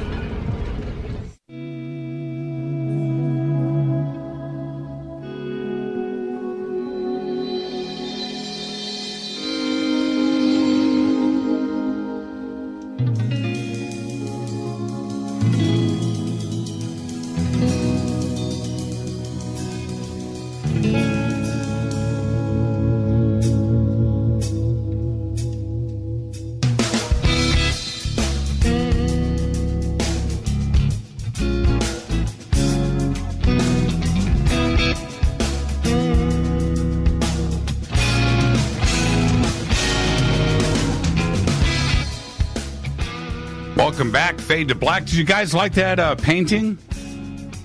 Held that up for the camera. That was Doug Taylor, and gave that to me this weekend. Very cool. Gobekli Tepe, and he got me. He painted me into the pic. It's pretty cool. Yeah, Linda, I haven't been to Gobekli Tepe, but Doug Taylor, you know Doug, he did this beautiful painting. Yeah. And he knows my love for Gobekli Tepe. And so he painted me into the pic, and it's just like it's as close as I'm going to get right now, but it's an amazing piece of art. I just held it up for the camera. Yeah, I wasn't there, but the painting is so good, it looks like I am. I don't want people to think I was just in Turkey. I was not. Linda, ring lasers. And see, you bring up something like this, and we're talking about, systems and propulsion, or how they're doing it, and how they're traveling, ET is making it here through these vast distances. Nothing is close. Alpha Centauri is still 4.5 light years away. As close as that may be to us, it's the closest star system, but it's still 4.5 light years. Right? It's a long ways. And you bring up ring lasers. I'm really interested in this. What did you find out? Yeah, if we could move point to point with resonant frequencies or space tunnels, we could walk through a door. I mean, literally, you would be on one side of a threshold at this Earth in this time, and you would be able to program a whole different latitude, longitude, time, and resonance, and then you would run it, and then you would just step across the threshold, and you would be 3 billion light years away, checking out whether or not those fast radio bursts were light-speed transport, for example. And all of this was laid out to me in one of the more interesting discussions that I've had with somebody who came from both a science and military background. And it started, this is when I was director of special projects at the CBS station in Denver, and I had done a strange harvest about the animal mutilations, and was working, this was like 2 years later, and I was working on a film about astronaut training in Colorado at Martin Marietta, outside of Denver. And I wanted to get the crew and myself into what would look like a really modern, beautiful place where they were making aspects that related to astronaut training, satellites, and all of that. So I had called up as a manager in the CBS TV station, working on a documentary, and had talked with Ball Labs, that were outside of Boulder, and said that I wanted to come and take a look at their various labs and find a place where the crew and I could work. And they were very cooperative, and I went. So I'm not with a crew. I'm on what's called a location scout. And I am, though, assigned with a group. There were about 6 men and myself. and each man was there for various other reasons. And we were taken around in a clutch because it was a highly classified place, and I was not interested in doing anything that would have to do with being classified, but I wanted to work in a clean lab that would fit in my film, and so I would have to go around with people who they were taking with some orientation, and that's where I see a badge hanging on a man's jacket, and it says Ring Laser Physicist, and it said Wright-Patterson Air Force Base. So I kept thinking, and we were listening to the people guiding us around to the different rooms and labs, and we got to a point where we were asked to just hang out in a place while the person who was orienting us had to go and check with somebody. So I said, "Sir, I'm from the CBS station. I do documentaries, and I couldn't help but notice your badge. And I just wondered, since you work at Wright-Patterson, have you ever heard about UFOs and ETs?" I asked that question, and he could have walked away or sneered or whatever, but I felt that it was legitimate because I would explain to him that I was asking because I had done A Strange Harvest. It had won an Emmy, so I had that in the back of my head ready to bring out if he gave me criticism. Instead, he said immediately, "If you're interested in that subject, yes, I can share some information, but not here. Not here. I'll have to call you." So that night I lived down in Littleton, and he was up in Boulder, but sure enough, in the evening, he called. How do you pull this stuff off? Well, I don't get that phone call. It is, I think people know I am honestly trying to understand. I don't really have much of any other agenda except to try to understand what the truth is and report it, and that if people are willing to talk with me on or off the record, if it's off the record, I learn a lot that gives me context. If it's on the record, then I'll do it as an interview. And the off-the-record information that comes in this category, he would be like a whistleblower, is very helpful. And what was interesting to me, my question to him provoked him because some of these people, they never get to talk about any of this, right? And he just decided that if I was working at a TV station and I was working in this subject matter, that he would talk with me. And to boil down about a 2.5, 3-hour discussion, he said that he knew, and other physicists knew, that we were in a universe where other intelligences moved point to point.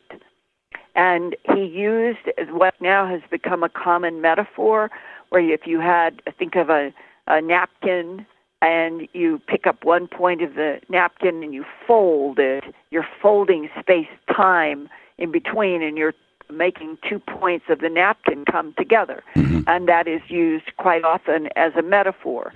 And there are other things. There are space tunnels, is the way it's described, that may or may not fit into the worlds of wormholes.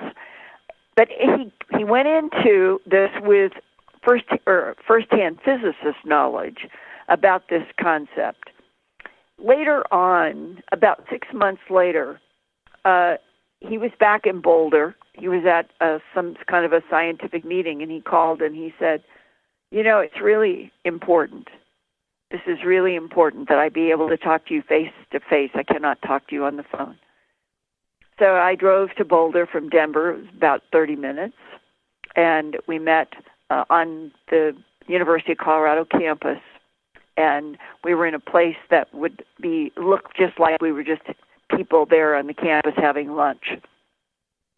He said, "I want you to know that you are in great danger." And I said, "Well, yeah, I suspect that a lot in my life. I'm not dealing with easy subjects, but why do you say that?" And he said, "Since I talked with you on the phone and went back to my lab," and he said, totally unrelated, but what happened has been concerning to me that I at least be able to tell you. He said, not long after that phone conversation and that Ball Aerospace tour, he said, I had put in a request for all of Nikola Tesla's patents, including the ones that disappeared after he died in New York City. And he said it'd be very, very important to my work in ring lasers.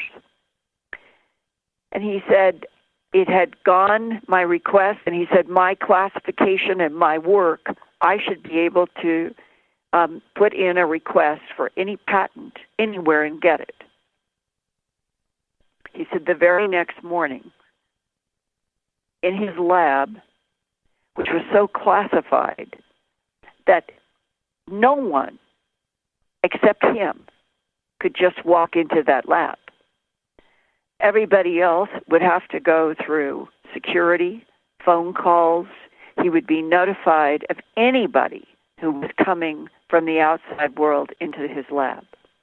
And yet, the next morning after putting in and submitting the request for the patents from Nikola Tesla, right, two men in the proverbial black suits, white shirt, black ties, short black hair, open up the door to his lab and come in as if they owned the place.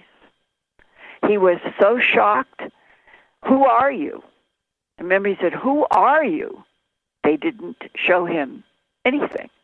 They just said, we are here to inform you that your request for Nikola Tesla's patents is denied and that you are never to put in a request for them again. And we are here to remind you that if you want your laboratory to continue with the federal funding that you have, you will stop any and all inquiries with anyone about, and then they use some term that he interpreted as that his phone had been tapped and I had been tapped and our discussion had been was being referenced.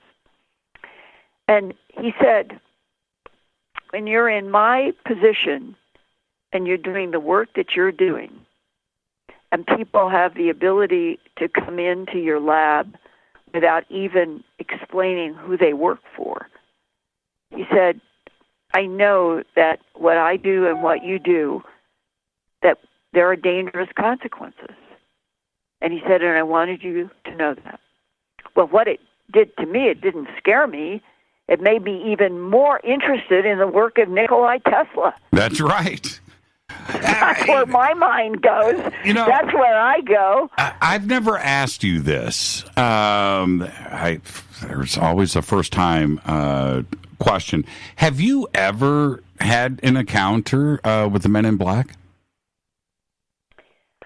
Not men in black, but I certainly have had threats from a variety of various people, and I think the thing that really annoys me is that I will have spent a lot of time and sometimes money and travel to set up conditions where I can do a recording in which I am totally willing to alter a voice, and I have done that. I've done that even in some of my interviews on Coast to Coast. And always protect the source. And I will be having to use the phones.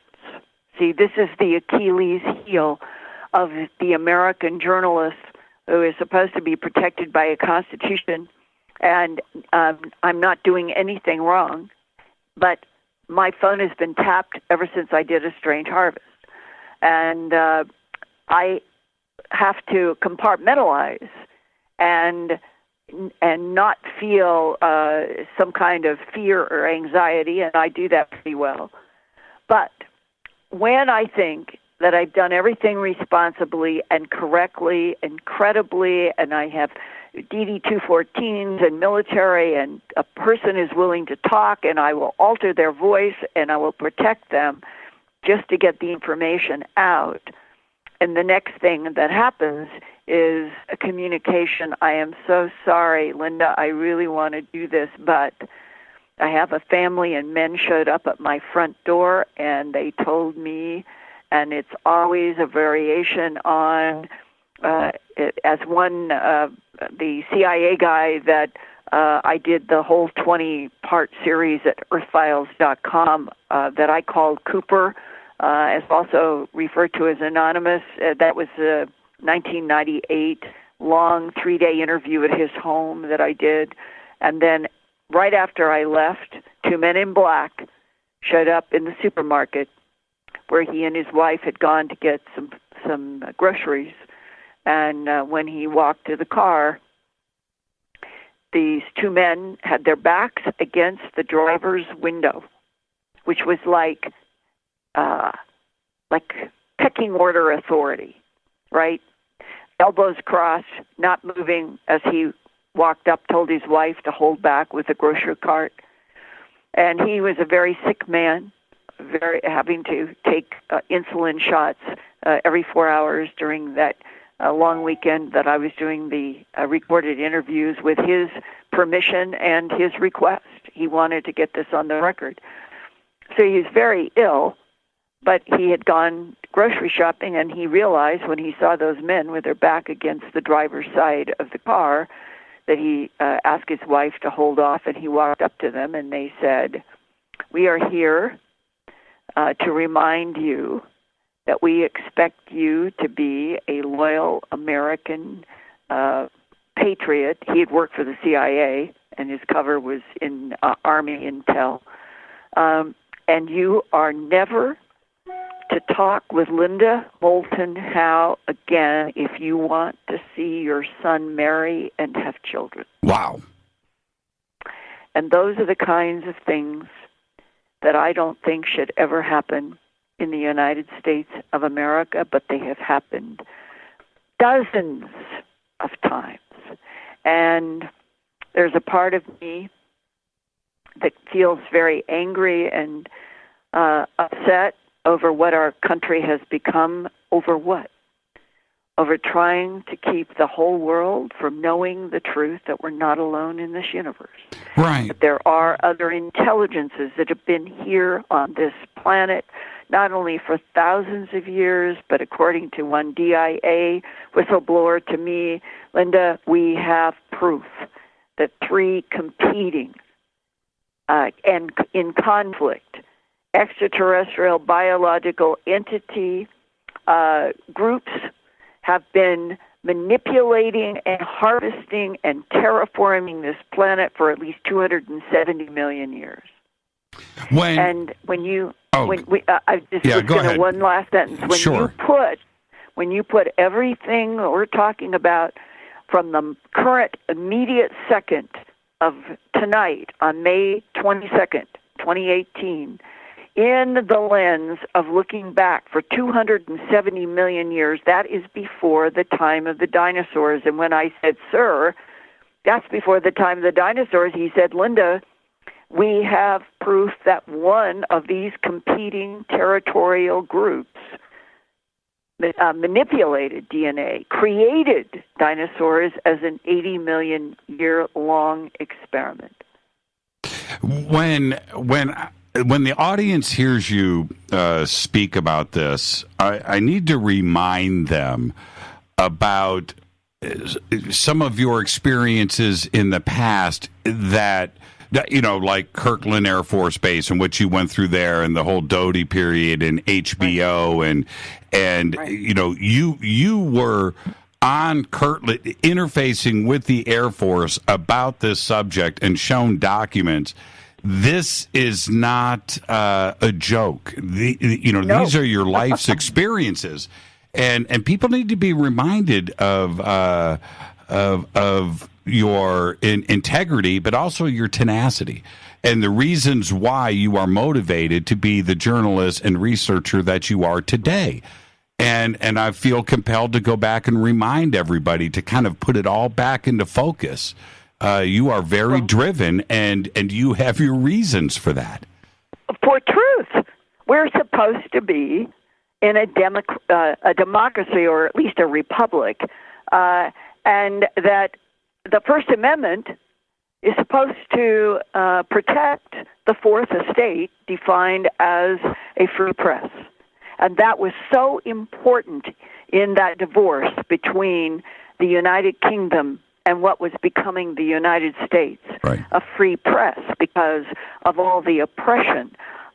People forget, why did the United States, where were these pilgrims? Why? They were leading what they said was the suppression of them, of religion, of truth, and that this country was to be founded on a whole new principle of, by, and for the people, not a monarchy, not a kingdom, but a government of, by, and for the people.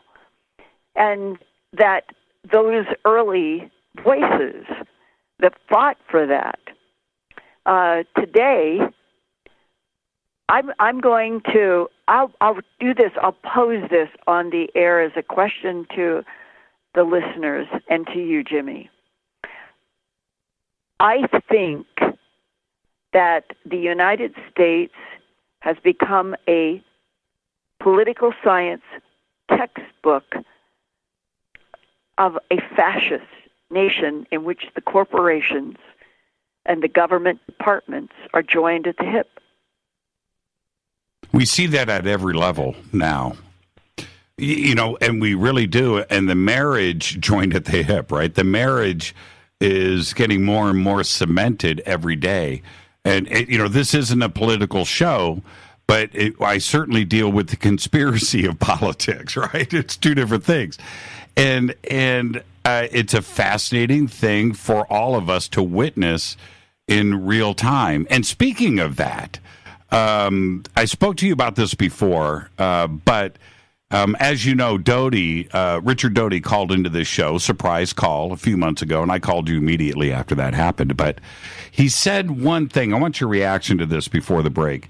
He said one thing on the show that freaked me out, it all freaked me out. First off, he's a disinfo guy. What can you do? What is true and what is not? That's the first part. But he said that out there on the circuit today at conferences, there are two operatives, two agents that are out there working right now, and that I knew who they were. Now, do you trust Doty in that statement? No, I don't trust any of the counter intel people. Most everything that they're doing is spreading a certain kind of bias for people to think through. That's number one. Always remember that. Right. And that number two is to test reactions. And the whole thing about all of this, the Kirtland. When you go back to April of 1983, I had signed the contract in New York City at the Home Box Office headquarters on March 21st, 1983. I remember it because I love the spring solstice, and that was that day.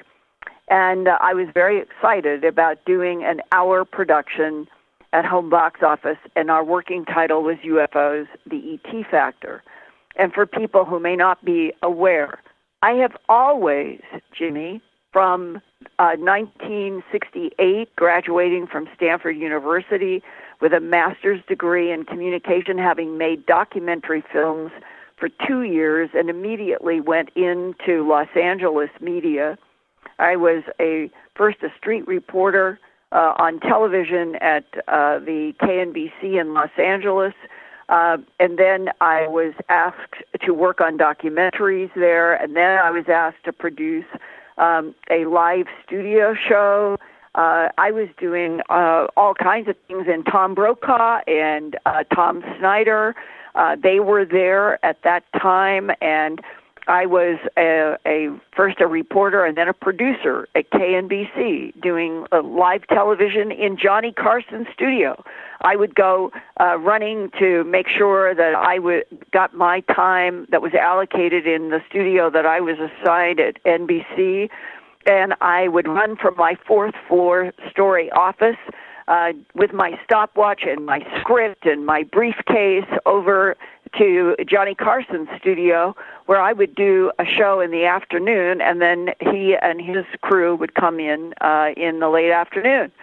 And so I went right from Stanford University into the biggest box possible where I worked. I went right from school to working at KNBC and in NBC studios. So my work in news, in documentary, in live studio, all of it was right from Stanford. And I was married then, and the move from Los Angeles and KNBC, where I could have stayed for a long time, was because my husband wanted to go into cable and wanted to go to Harvard to get an MBA. He had done Yale.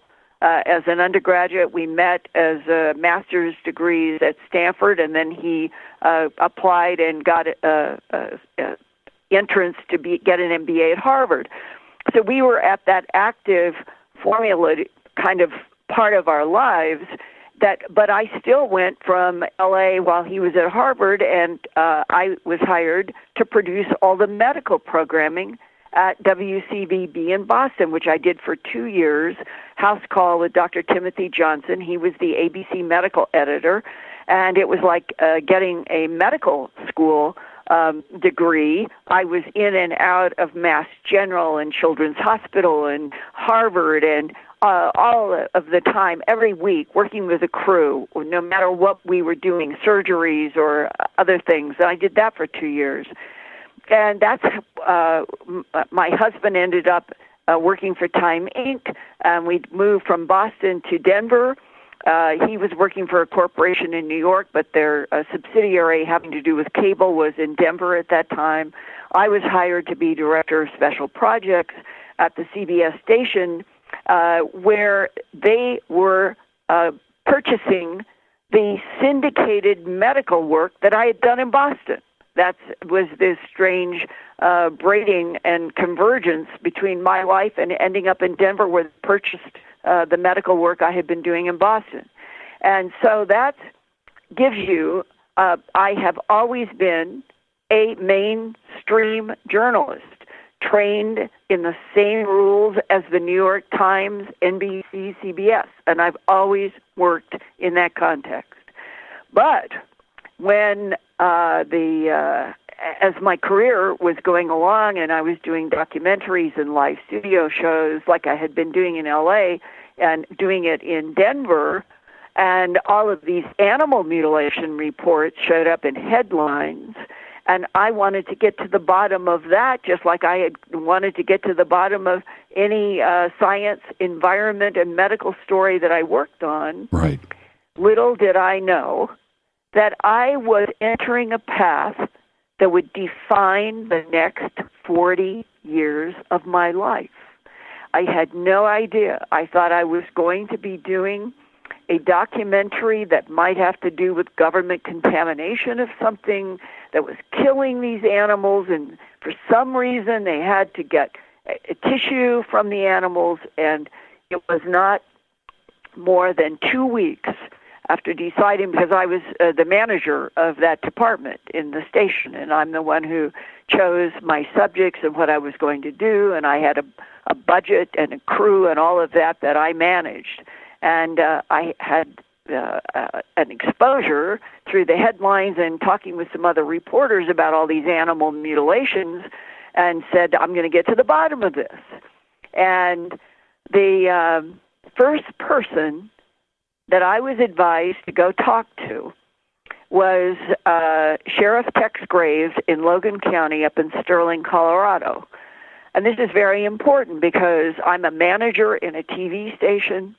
I am producing all kinds of environment, science, political. I had done a live studio show with one of the CIA directors having to do with intelligence operations. I'd done a whole lot of different shows by Linda, the time that I started. Let me jump in. I have to take a commercial break. We're right at the top of the hour. Yeah, so I'll tell you about the sheriff when he comes back. We'll do it all when we get back. Our guest tonight, Linda Moulton Howe. We're doing it tonight, A to Z, with Linda. This is Fade to Black. Follow Linda on Twitter at Earth Files. I'm your host, Jimmy Church. We'll be right back. Stay with us.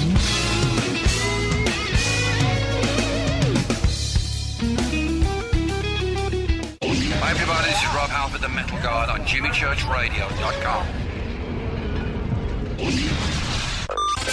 This is KGRA Digital Broadcasting Station. Salt Lake City, Utah. Van Buren, Arkansas. Okay, nurse, let's get this man to the ER stat. Right away, doctor. We see this every day. Heart attack or angina pain due to blocked and clogged arteries. Chelation can remove obstructions or blockages from arteries and help avoid painful and expensive surgery. Now there's Angioprim. It's a liquid oral chelation product that you take with juice. You start to feel the results fast. Angioprim increases blood flow all over the body, and that means more energy and strength to take on the day with less aches and pains. 60 years of research has gone into chelation, and Angioprim is the result. A safe and easy way to unblock your veins and arteries from buildup that slow circulation. Paging Dr. Jones. Please report to the emergency room right away. Log on now for a special radio offer from Angioprim. That's angioprim.com/radio. ANGIOPRIM. Angioprim.com/radio or call 877-882-7221. That's 877-882-7221. So, you love talk radio? Then you'll love TalkStreamLive.com. TalkStream Live is always on, 24/7 with the best streaming talk shows. Find your favorite talkers and discover some new ones. It's free, readily available online or on any smartphone or tablet. Finding your favorite talk shows all in one place has gotten a whole lot easier. Just go to TalkStreamLive.com. Be sure to download the free apps from Google Play or the iTunes App Store. Your contact for current news and trending topics. KGRARadio.com. What can I say about the most popular tea on the internet? And what do customers say about Life Change Tea at GetTheTea.com? A lot. But by federal law, we at GetTheTea.com cannot make claims to how this product can enhance your health. We cannot even post our testimonies without being in compliance.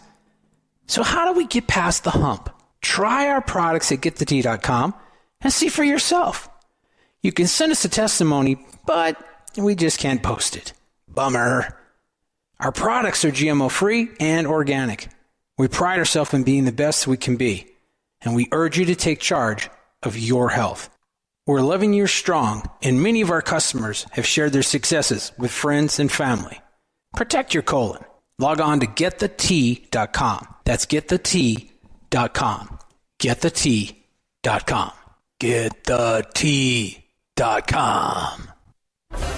Did you know that when you're on the road with limited data or Wi-Fi available, you can still listen to every minute of Fade to Black by just calling 605-562-4482. No smartphone, app, or internet needed. It saves your data plan and no extra cost if you have unlimited minutes. Just call 605-562-4482. You can listen to me, Jimmy Church, on any phone, anytime, anywhere. Go Beckley Tappy.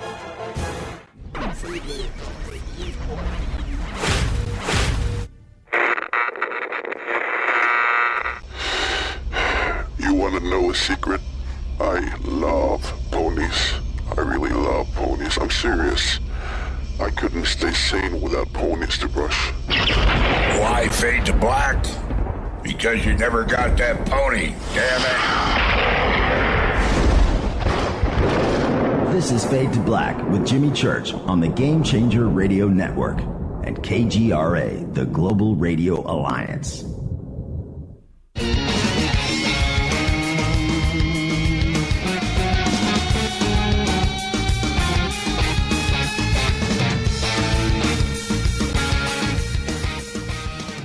All right, welcome back. Fade to Black. Our guest tonight, Linda Moulton Howe. She will be at Contact in the Desert next week. Tickets and info over at jimmychurchradio.com. Just click on the Contact in the Desert banner right there. And a little programming note, I want to remind everybody, tomorrow night, George Norrie is going to be here, and Victoria from Contact in the Desert is going to be here. We're going to have a bunch of special guests come by and say hello. So don't miss tomorrow night. And Linda, you know, I would have had you on tomorrow night, but I'm just being selfish. I wanted you tonight. No, I do my own Earth Files YouTube channel broadcast, which we've been doing for about 2.5 or 3 months, and it is growing like wildfire, and I just love doing it, and I do it on Wednesday nights. So cross-pollinating from you.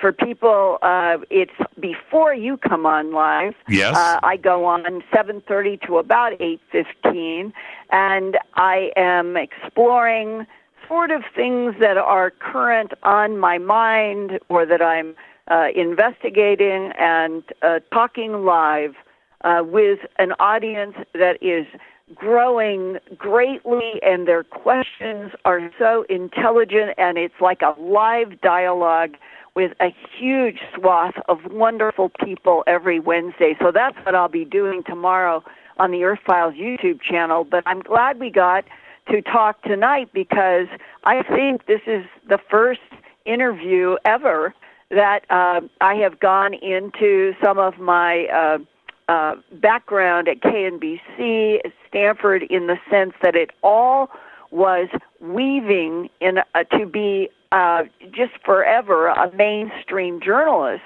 and that is the context in which it was suggested that I go and talk with Sheriff Tex Graves up in Sterling, Colorado. Right.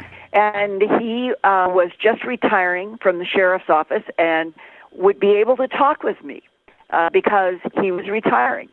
And I set up this meeting, drove up by myself. He had transitioned after 23 years, a John Wayne type of man, few words, but boy, did they count. And you would not want to cross Sheriff Tex Graves. Wow. I really liked him. No guff, no nonsense. And he pulled out a box of about 266 color Polaroids that he had taken himself as sheriff. And I think that the earliest year on those Polaroids was somewhere around 1971, and I'm visiting him in September of 1979. So he had about a decade. And he let me, I asked him, I said, I like to look at things chronologically. And so he let me use the floor. And as I went through looking for the very first time, this was my very first day of interacting through photographs with the animal mutilations. And I was not looking at blood. I was not looking at fluid. I was not looking at tracks. I was looking at something that my logical left brain could not comprehend. What was that? And as I began asking him questions about it all, how could a 1,700-pound animal be found on face powder dust? That was the case in a lot of these. It's just the ground. There's not even grass. It's just dust. And there's no tracks around the animal, including the animal's own tracks, but an ear is missing, an eye is missing, jaw flesh, tongue deep within the throat. The genitals are taken out like with a cookie cutter, as law enforcement said. The rectum and or vagina are cored out, photo after photo. And I was asking him questions as we go, and eventually he looked at me and he said, Linda, let me save you some time. the perpetrators of these mutilations are creatures from outer space. And I am absolutely, vividly recalling as I say that, I've never forgotten that it felt just like I was touching the electric wire that my dad had placed around the garden when we were kids growing up to keep the dogs out. Right. And my brother and I would play with touching that wire and feeling what electricity felt like when it went through us, and it hurt. And when Sheriff Tex Graves said those words, I still can remember. I can see his eyes right now. I can feel what I felt. And it felt like I was touched by one of those electric wires in Dad's garden as he said those words. I wasn't prepared for such a sentence. And that night, driving home, my entire existence, I would have been, at that point, I was born in 1942, so I think I was 37, I think, or something. If I hadn't even thought about that, how old was I when I was doing that? So 1979, 37. And in my 37 years, the sky, Mom and Dad said when I was 3 years old, I started asking for a telescope. And I had a aunt who helped me with getting a piano, and my dad got me a reflector telescope, and I spent endless nights in Boise, Idaho with my telescope. It was like a passion, and I thought I would be an astronomer. And all of that is to say that the sky, the night sky, being out under the stars, night, it never scared me. I loved it.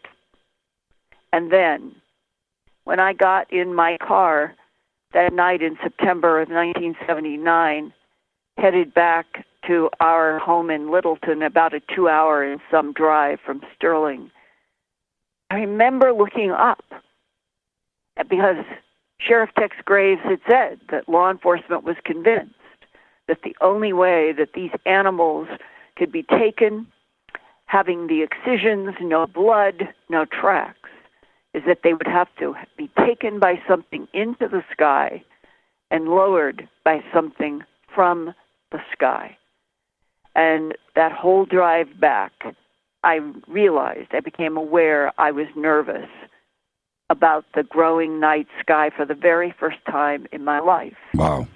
And that was a transition that eventually I had to deal with myself, that everybody does.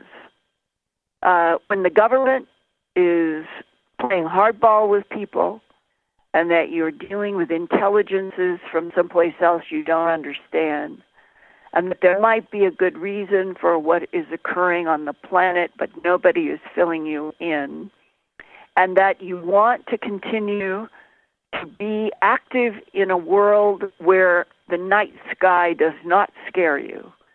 Eventually, I still remember the time, and it was in 1983 when I was trying so hard to keep things going, to do the HBO project in spite of the government making it very difficult and clearly wanting to stop me, that I had to come to terms with myself. I had to come to terms with, you cannot live life in fear. It's impossible. It's debilitating in every way, mind, body, and spirit.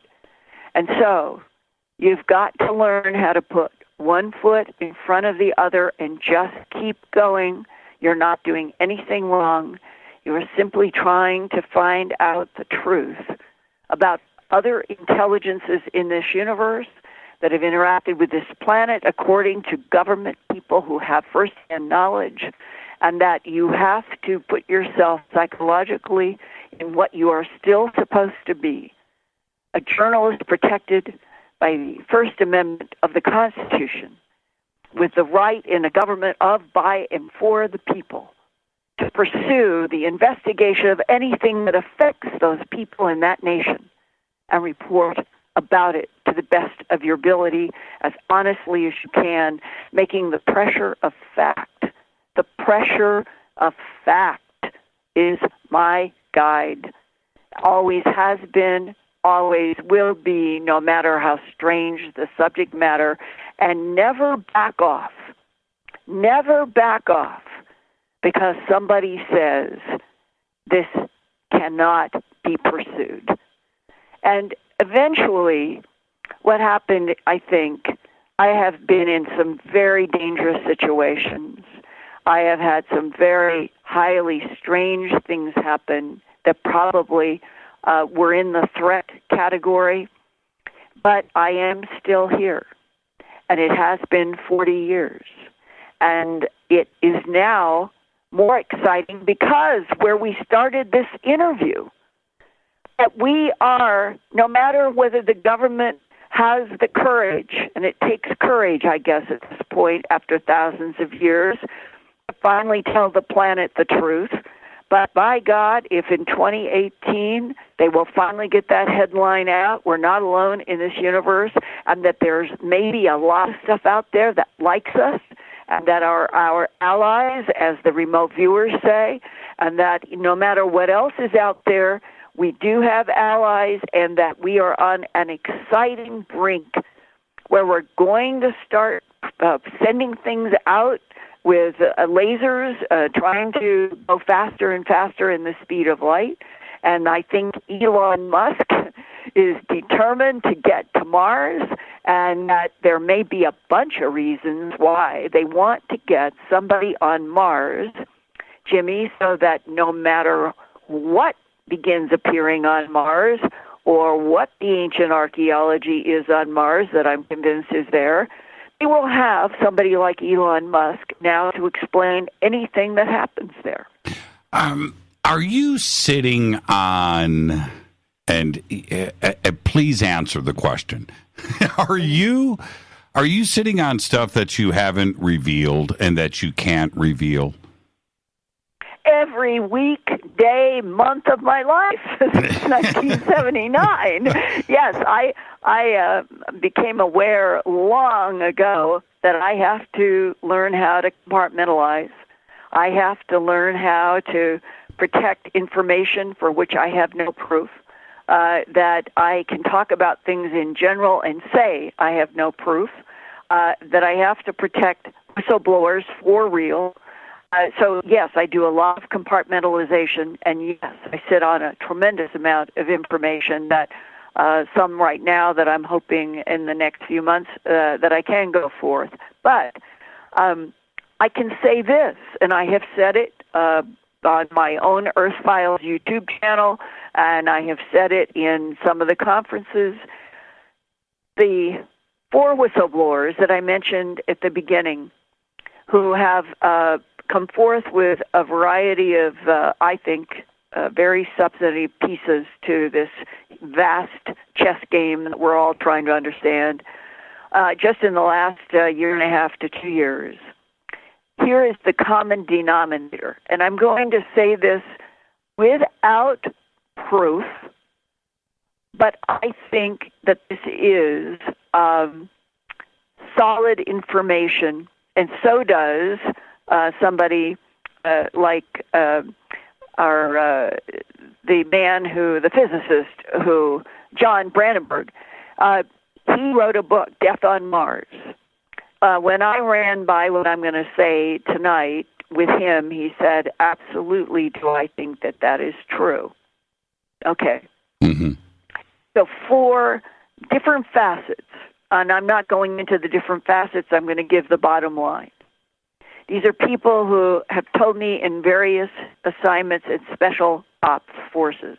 They've either seen in Antarctica, going by submarine to a site, real, non-human construction because goes on for a mile or 2 or 3, Jimmy, as if it was thought, as if it was like a morphogenic field that was filled with material and becomes a huge long form, and there's no welds, no joints, no anything. Right. Okay. Right. This kind of mind-blowing construction, and that it is in Antarctica, 1.5 miles down, approachable by submarine, and that some of these whistleblowers have seen with their own eyes symbols and hieroglyphs that match photographs that they have seen taken on the backside of the moon,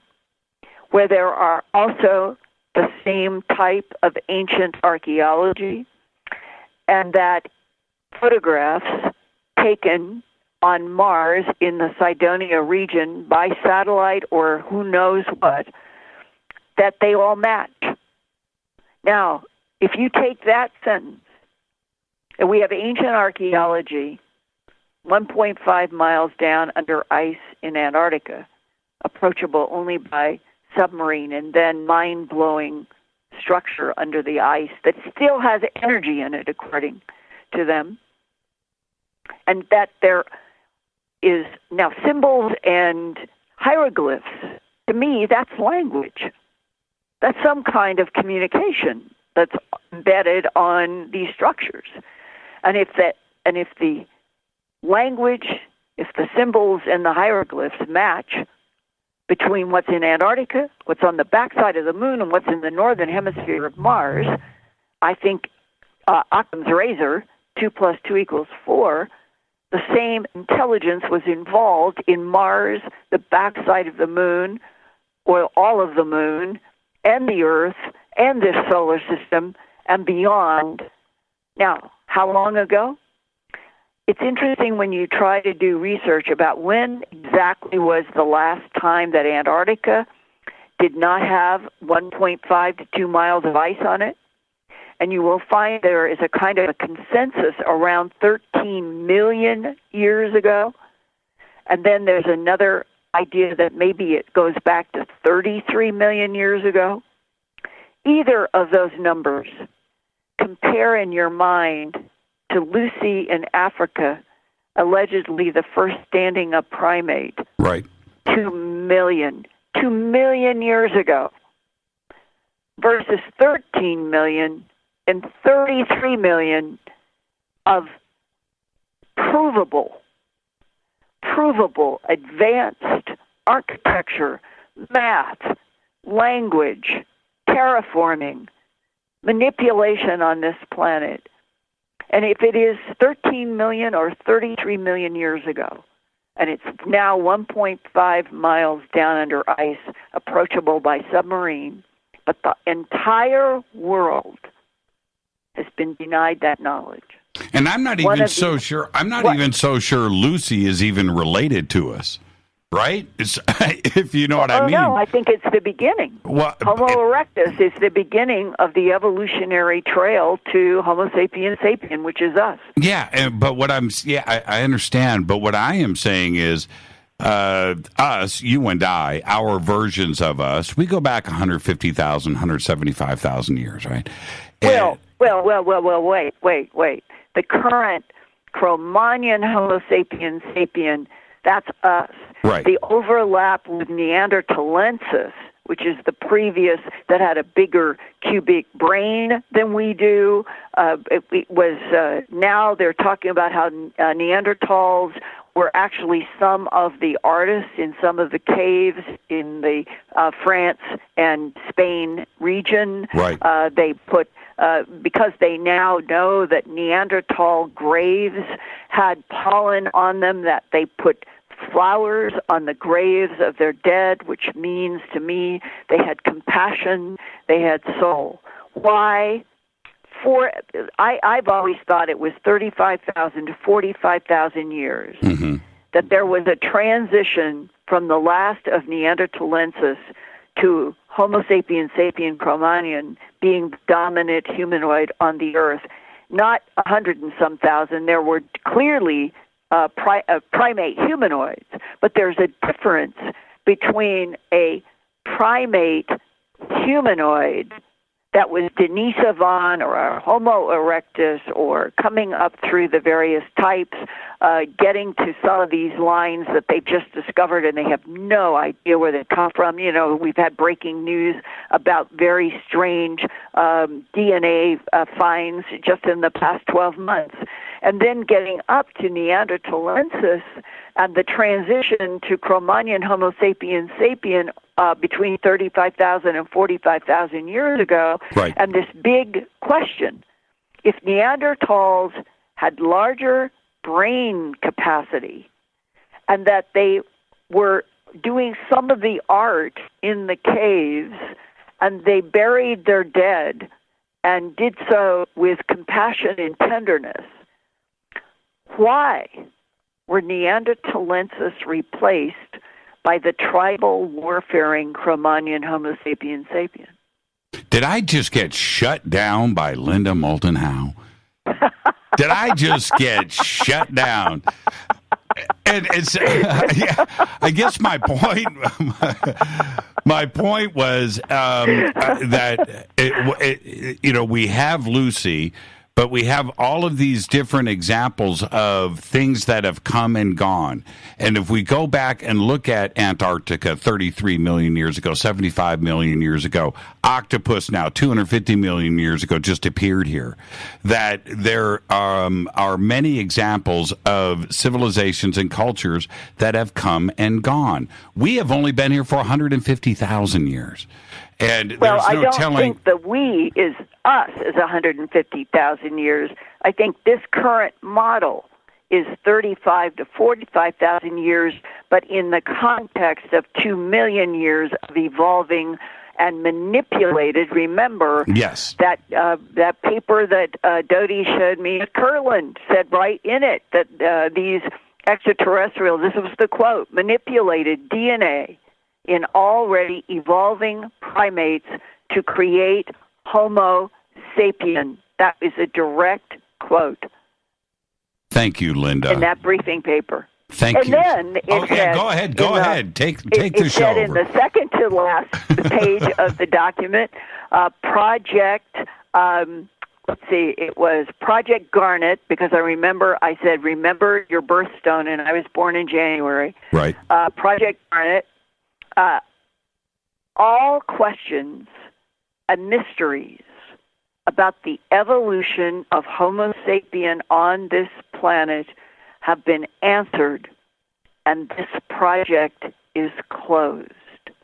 I must have read that sentence over and over and over as if I were in a mild state of shock, trying to absorb all the implications of those words. All questions and mysteries about the evolution of Homo sapien on this planet have been answered, and this project is closed. And when you think about that right now, tonight in 2018, the people going back to World War II, dealing with perhaps not even real crashes, but like Trojan horse-planted craft. Sure. Not only in the United States, but Russia and China and Italy and all over the planet, it actually was happening. And then they made a decision in the United States that was absolutely counter to the founding of America. We should have been told. We should have been told everything. And I understand the arguments. I understand World War II. I understand that they were concerned about getting the best technologies, making the best weapons, moving into the atomic age, all of it. That was a testosterone concern, and probably a legitimate one. But at the same time, if everybody in the United States had lived up to what our founding was about, then we should have all been told the truth. We have technologies and what appear to be, and they knew this in the beginning in Missouri.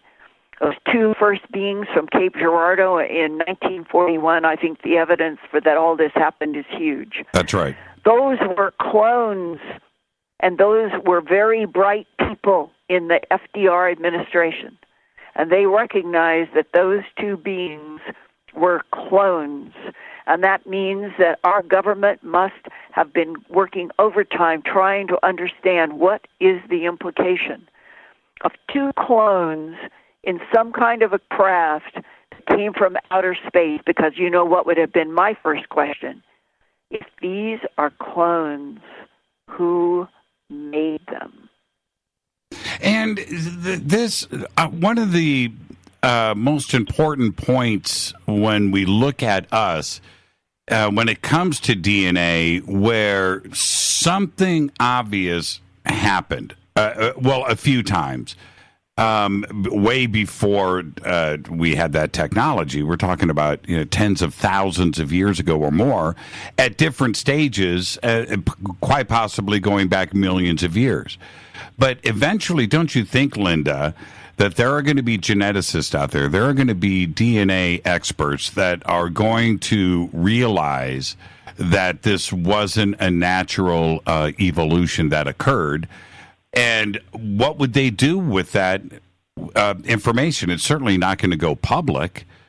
They shut it down because the government sent World War II have made this a subject that was not politically acceptable to discuss, and they put a lot of penalties with people in government agencies, intel agencies, and military operations that have been exposed to all of this. These are the whistleblowers that are trying so hard to communicate such important information now. Mm-hmm. And that when you put it in a very nice way, but in the sense that those, we'll say doctors like Bronk, and passing the baton through Majestic 12 to the people that they were bringing into the program, always sworn, strict non-disclosure agreements. Today, I am working on material that I will be able to talk about sometime soon that goes into this category of, is there proof on Earth now of hybrids in which the genetic material is Homo primate or primate, human primate, mixed with something unknown? And the fact that that might be scientifically provable, and yet we're on a planet where scientists know this, and they know what they're dealing with. But because we are living in some kind of, what was it Robert Bigelow called it? A juvenile taboo. Perfect. He said that in the interview with, I think juvenile taboo was in one of his interviews. I don't know if it was in the 60 Minutes one last year, but it's a perfect name for what has been happening. Juvenile taboo. We have to get past suppressing everything because there was a goal to have this advanced extraterrestrial technology, super weapons, be able to do super wars, when in fact maybe the entire world would stop fighting itself if it knew for truth that all of the governments that have the bodies and the craft and the technology right now told the truth to the whole planet that deserves to know. Maybe some of the horrible, insidious tribal warfare would end. When December 16th, the New York Times, the Days of Disclosure, and all of this blew up in mass media around the world, all of those government reports that predicted anarchy in the streets and the collapse of religion and Wall Street and governments, and it would just be over. We would lose our minds. Clearly, Linda, that didn't happen. So exactly. I mean, look, I have said now for about 3 years or 2 years for sure, conferences, I'll give you one, and it makes the point exactly. I was an evening speaker in Manchester, England on March 4th, 2017, and Eric von Daniken was the second evening speaker. He and I were featured. And we were in a huge sports complex that could accommodate the audience that night, I'm told, was 2,200 or 2,500 people.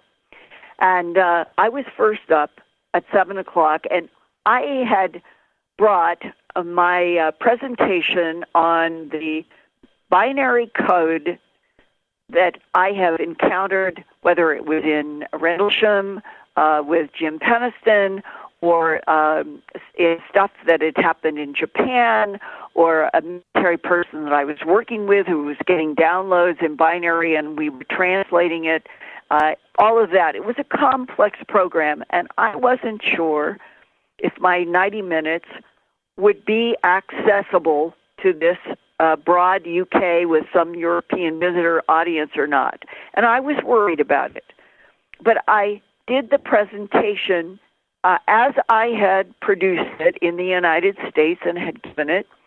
And so when I got to the end, and I just had this overwhelming feeling for this big, huge audience in front of me as my fellow human beings on this planet who all deserve the truth, not lies upon lies upon lies for centuries, I simply looked out at this massive crowd and I said, "Thank you, Manchester." And what happened, the owners told me they'd never seen anything like it. I'd never seen anything like it. I never felt anything like it. Every person in that huge, huge place jumped up at once, and they were screaming my name. They were screaming, and there was this feeling of energy that came on me like a wave from this huge audience jumping up, screaming. And what it was, this whole audience were millennials with kids. And they were so far beyond the policies of denial and lies. They were so convinced. This was an audience that was saying to me in that huge, huge ovation scream, "Thank you for talking to us without the, you know what, S." Mm. And I find that now more and more in audiences and the communications. There are so many people who are way, way past. They know that the idea that we're alone in the universe is silly. That's what happened in 70 years since World War II, where they might have been worried about consequences. Today, people think that is antiquated. It's silly. Of course this universe has other life in it. Thank you, Manchester. I can see it now, right? It was wonderful because everybody was united in that same burst of, yes, we are in the presence of what is real, not the policies of lies. Yeah, I saw the photographs of that, and it was an incredible. That was Steve Mara's conference, right? Oh yeah, Steve was there, and Vitali and all those guys, and it was just an outstanding moment. I will never forget. I'm very grateful. And where was I? I just got back. I did a presentation in New York City on AI, and then I was in Vermont and did a presentation there. I just got back a few days ago, and when I was in New York City, a man came up to me after I did my artificial intelligence there, and he took my hand, and his eyes were glistening like with slight tears, and he said, "I was in that audience on March 4th in Manchester, and I had to come see you in New York City because I was here on a trip." And it was like the binding that everybody who had that experience with me and with Eric that night, we were bound in that kind of amazing weave that can happen sometimes in human lives, where everybody in that huge place, we were all on the same page. Thank you so much, Linda, and I can't wait to see you next week. Can you believe Contact in the Desert is in 7 days? Yes, and I am doing fast radio births. I'm doing Sasquatch, UFOs, and animal mutilations. I am doing the artificial intelligence, and I am doing military whistleblower revelations about UFOs. Well, so how does everybody come? And how does it make you feel when you walk around, a ginormous event like Contact, and people just come up to you all day long and they just want to thank you? How does that make you feel? And hugs, the hugs. There are so many. And you know what? It's the same thing in Manchester. I experienced it in New York City, where many people, male and female, both, of all kinds of ages, and they come up and they have tears in their eyes. This has been happening a lot. And they have tears in their eyes, and they take a hold of my shoulder, and they're varying kinds of thank yous. And what I feel is that truth is truth, Jimmy. And for those of us who have been trying for a long time to get to real truth, and then that we are on a planet that is as revolutionary and difficult as this one is now, and people are hungry for truth because we are now in political systems that every 24/7 cycle are lying as a course of their day. Who in the political realm do you think is telling any truth anymore? And so there is this huge gulf between people who would like to know what is reality and a world of governments now, and all they do is lie. And that there is something about the tears in people's eyes that humans, I think, would like to feel that we could get back to a planet where humans respected each other enough, loved each other enough as a species, that we could tell the truth. And that is the huge bonding I am feeling in audiences and with people coming up and hugging and crying in tears. They're not tears of sadness. They are tears of being joined by wanting the truth. And that's all I have ever been trying to give people, and that it hurts me to my core to think that we have a government who thinks that people should be hurt because they just want to tell the truth, that we're not alone in this universe. And from my point of view, if there are white and black, negative, positive, angels, devils, it reflects everything that we've had in our literature and our boxes of religions for a long time anyway. And when the remote viewers say, but we have allies, we have friends, I think that is worth telling the world. We can handle it. And yes. with your help, Linda, it's going to get done. And I know you're never going to change, but I have to say it. Don't change. We need you. Thank you so much, Linda. And thank you. Love to you and all of your audience, and for all of you who might be listening and who get the contact, come up and shake my hand. And Jimmy, I'll see you there. And I'm so glad we did this tonight. It feels like this is genuinely important for everybody to be talking at these levels now.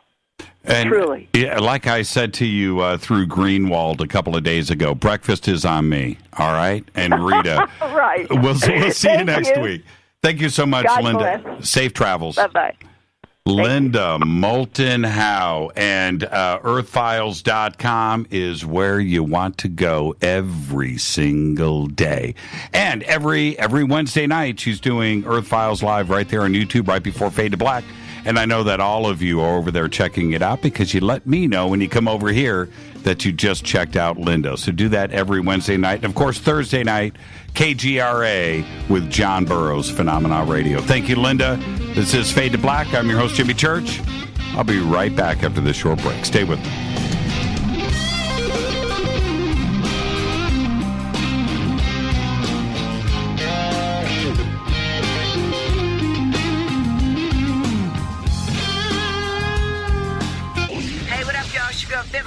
Here, and you are listening to my boy Jimmy Church on JimmyChurchRadio.com. Despite popular opinion, reading a book will not make you smarter. But listening to Jimmy Church will. Hurricanes, earthquakes, wildfires. This year we've experienced more than our fair share. This is Jimmy Church of Fade to Black, and last month I decided to make sure my family does not have to worry about food should we get caught in a real emergency situation. Introducing Numana, a healthy, storable product that tastes so good that you'll want to eat it every day instead of just during those times of duress.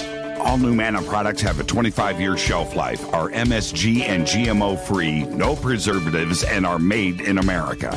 With the Numana pack in your home, you'll be able to sleep at night knowing that you've protected your family.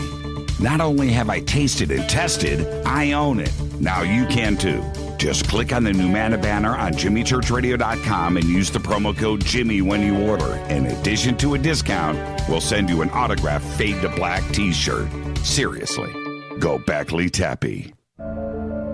When you take the beans from Central America with dashes of Indonesian and African mixed in and then roast it to the dark side of Fade to Black, you create the ultimate brew of fringe.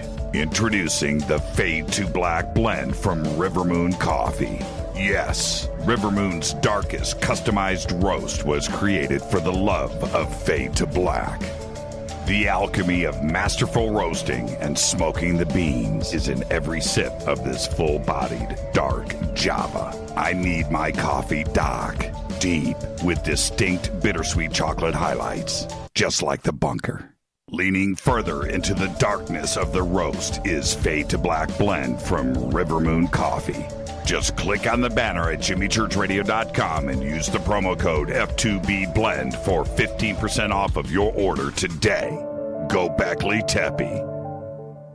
Hey, can we talk about something serious for a minute? Your age. Getting old has its perks. But remember, being a few years younger, you know, your hair was thicker, you didn't have so many wrinkles, that extra weight wasn't haunting you, and you just felt better. Well, we can't turn back the clocks and go back 10 or 15 years, but you can start feeling and looking 10 or 15 years younger with Nature's Youth RSF. It's a doctor-formulated daily supplement that helps your body maintain its peak performance and fight the aging process. Imagine sleeping better, looking better, and feeling better. See how Nature's Youth RSF has helped thousands of people just like you at nature'syouth.com. nature'syouth.com. The holidays are coming. Imagine how it will feel when your family and friends are asking you what you did to look so good. Your secret will be Nature's Youth RSF. It's time to start looking better and feeling better. Learn more and order your Nature's Youth RSF at nature'syouth.com.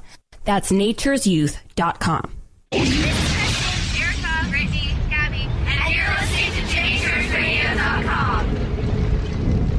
It's not a lifestyle we chose.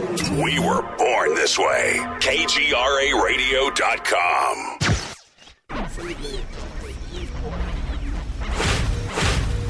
This is KJCR at JimmyChurchRadio.com.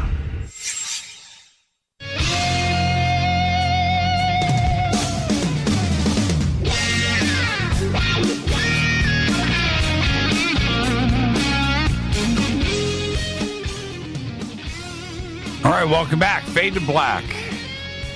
I'm your host, Jimmy Church. Linda Moulton Howe. There's a national treasure right there. Great conversation. And I went right through a commercial break, but there's just no way. I'm not going to stop a great conversation for a commercial break. But a couple of things, and I'll get to some of these phone calls. I've got enough time for a couple. Back to the cattle mutilation. One thing I didn't get a chance to get the question in, but they just stopped. And isn't that interesting? One of the great mysteries, right? There's been no explanation, nothing from the government or terrestrial laboratories that possibly could have been doing some crazy animal testing. It wasn't just cattle, by the way, but nonetheless, just stopped. And the extraterrestrial side of it, I still cannot dismiss for a lot of different reasons. But they just stopped. Or have they? Is it not being reported on anymore? But don't you find that strange? I do. I mean, it just completely stopped. And the mutilations themselves, and the horses too, remember, were real. These were real, but they just stopped. And when you look at the photographs, you can read about the details of it and so forth. But when you look at the photographs, you just have to stop and question. It's not animals doing it. Okay, so that part of it is off of the table. So the question is who and why. It's a fascinating part of history in this country, one that Linda was a big part of in investigating and researching. But I'm not so sure if we ever got to the answer. And I would be cool with it, I guess, if there was some resolution where, some laboratory or, Sandia or whoever was responsible for this as far as a government research lab side of things, or something else, or the military came forward and said, okay, this is what was going on, this is how we did it, this is why we did it, and it was weapons testing, whatever it is. I don't know. Radiation, I don't know. But that didn't happen. So the ET side of it is still on the table. And I know how humans, when we go into the jungle or we go out and we find a new species or whatever, it's bag and tag and grab it and come back and research and do the analysis on it. Well, if ET was here on this planet, they would do this very same thing. Absolutely do the very same thing. So the ET side of it, I'm okay with. I'm completely okay, and I wouldn't doubt that was actually the reason. And that is why the government hasn't come forward stating otherwise. I always found that interesting. Let's go to the phones. Hi, you're live on Fade to Black. Who's calling? Yeah, Jimmy. Good evening, by the way. This is Phil. Hi, Phil. And, yeah. Well, there was one thing that kind of triggered me on, and I guess I'll bring it up, is the Neanderthal thing and Homo sapien. Uh-huh. And, yeah, we were co-current with Neanderthal. We bred with them. We were here at the same time they were here, is what I'm trying to say. Well, okay. I don't get this link she's taking. This is old school science here that she's citing.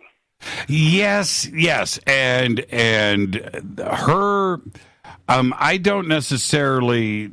Well, I think we kind of our how do I say this? Our theories, our hypothesis, sort of overlap there, and I know that there has been some recent DNA evidence that has come forward that shows the possibility that we did breed, although very briefly, with Cro-Magnon and Neanderthal. But that evidence is new, and it isn't 100% conclusive yet. So there's that part of it. But the other thing that she brought up, which to me is mind-blowing, and we need to understand this. We're talking about just 35,000 years ago. 35,000 years ago, Neanderthal was walking around, Cro-Magnon. And both of them. Well, I think that's the last time, the last sample that we have of them is at about that time. Right? Yeah, about that time. And we, us, you and I, this latest iteration of Homo sapiens, appeared around 150 to 175,000 years ago. You can maybe push it back to about 200,000 years ago. But the mitochondria DNA... I've heard as much as 300,000, Jimmy. Well, okay, that surfaced recently here in San Diego, but that is only one example of that. So, it's nonetheless, I don't care if it's 300,000 years ago. We still appeared. I need to make that clear. Right. We just appeared with our foreheads, our skin, our hair, our speech, our physique, our noses, our chins, everything that is about us now. There was no evolutionary process. That would take millions of years. There is no evidence at all. Right. There is no missing link. And so that's the one thing that I will continue until that evidence appears. And it is clearly not out there. So we just appeared here, and I think that our DNA was altered. You know, either we were. I can't say that. I can't say that. Well, there is no solid explanation for any of it, unless we just were planted here like the octopus, right? And we just arrived. But I don't. It's a mind-blowing part of our history that us, as we are right now, we just appeared. In the big evolutionary span of things of 4.5 billion years on this planet, the last little tick of time, this last 100,000 years or so, we just appeared. And it's just a blip on the radar. And I haven't heard any satisfactory explanations for that.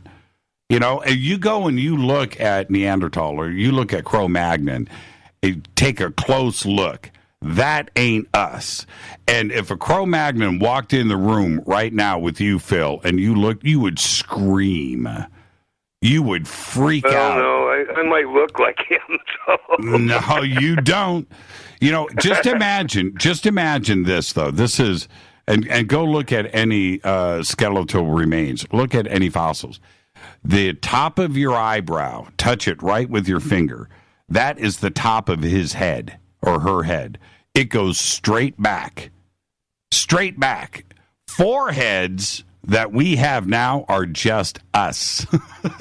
It's a crazy... You know, you look at Lucy, or you look at any other examples, and you look at that, and just imagine that walking around today... no, that we're not related. We're not. Just because it walks upright doesn't mean that we are related. It's two different things. So that's my opinion. And look, every time I speak about this, I get the email, "Church, you don't know what you're talking about." Well, okay, fine. Show me the missing link. Show me the evolutionary process. Show me what came before us. And then we're good. We're good. I'll change my view. I want to learn. You know, so there you go. Right, Phil, but they've never found a missing link, so that isn't going to happen. It's not. Well, not yet, at least. Phil, thank you so much, my friend, and we'll see you tomorrow night. All right, you take care, man. Thank you. Have a good one. You too, Phil. Thank you so much. And with that, I got to get out of here. I got to thank Linda Moulton Howe. Just a great conversation tonight. It's always great when she's on. It was just too long, wasn't it? All right. Fade to Black's executive producer is Rita Camurian. Show's produced by Hill J. Palm, Renee, Dennis, and Bob. Announcers are Steve Harder, Gene Vito, and Mark D. Kovar. Webmaster Drew the Geek. Music Doug Aldrich. Intro Spaceboy. SpaceboyMusic.com. Fade to Black is produced by KJCR for the Game Changer Network. Syndication is KGRA The Planet. This broadcast owned and copyrighted 2018 by Fade to Black and the Game Changer Network. It cannot be rebroadcast, downloaded, copied, or used anywhere in the known universe without written permission from Fade to Black or the Game Changer Network. I'm your host, Jimmy Church. Tomorrow night, George Norrie, Victoria Gavarian, right here. Bunch of special guests back to back. We'll see you tomorrow night. Until then, everybody be safe. Go Beckley Tepe.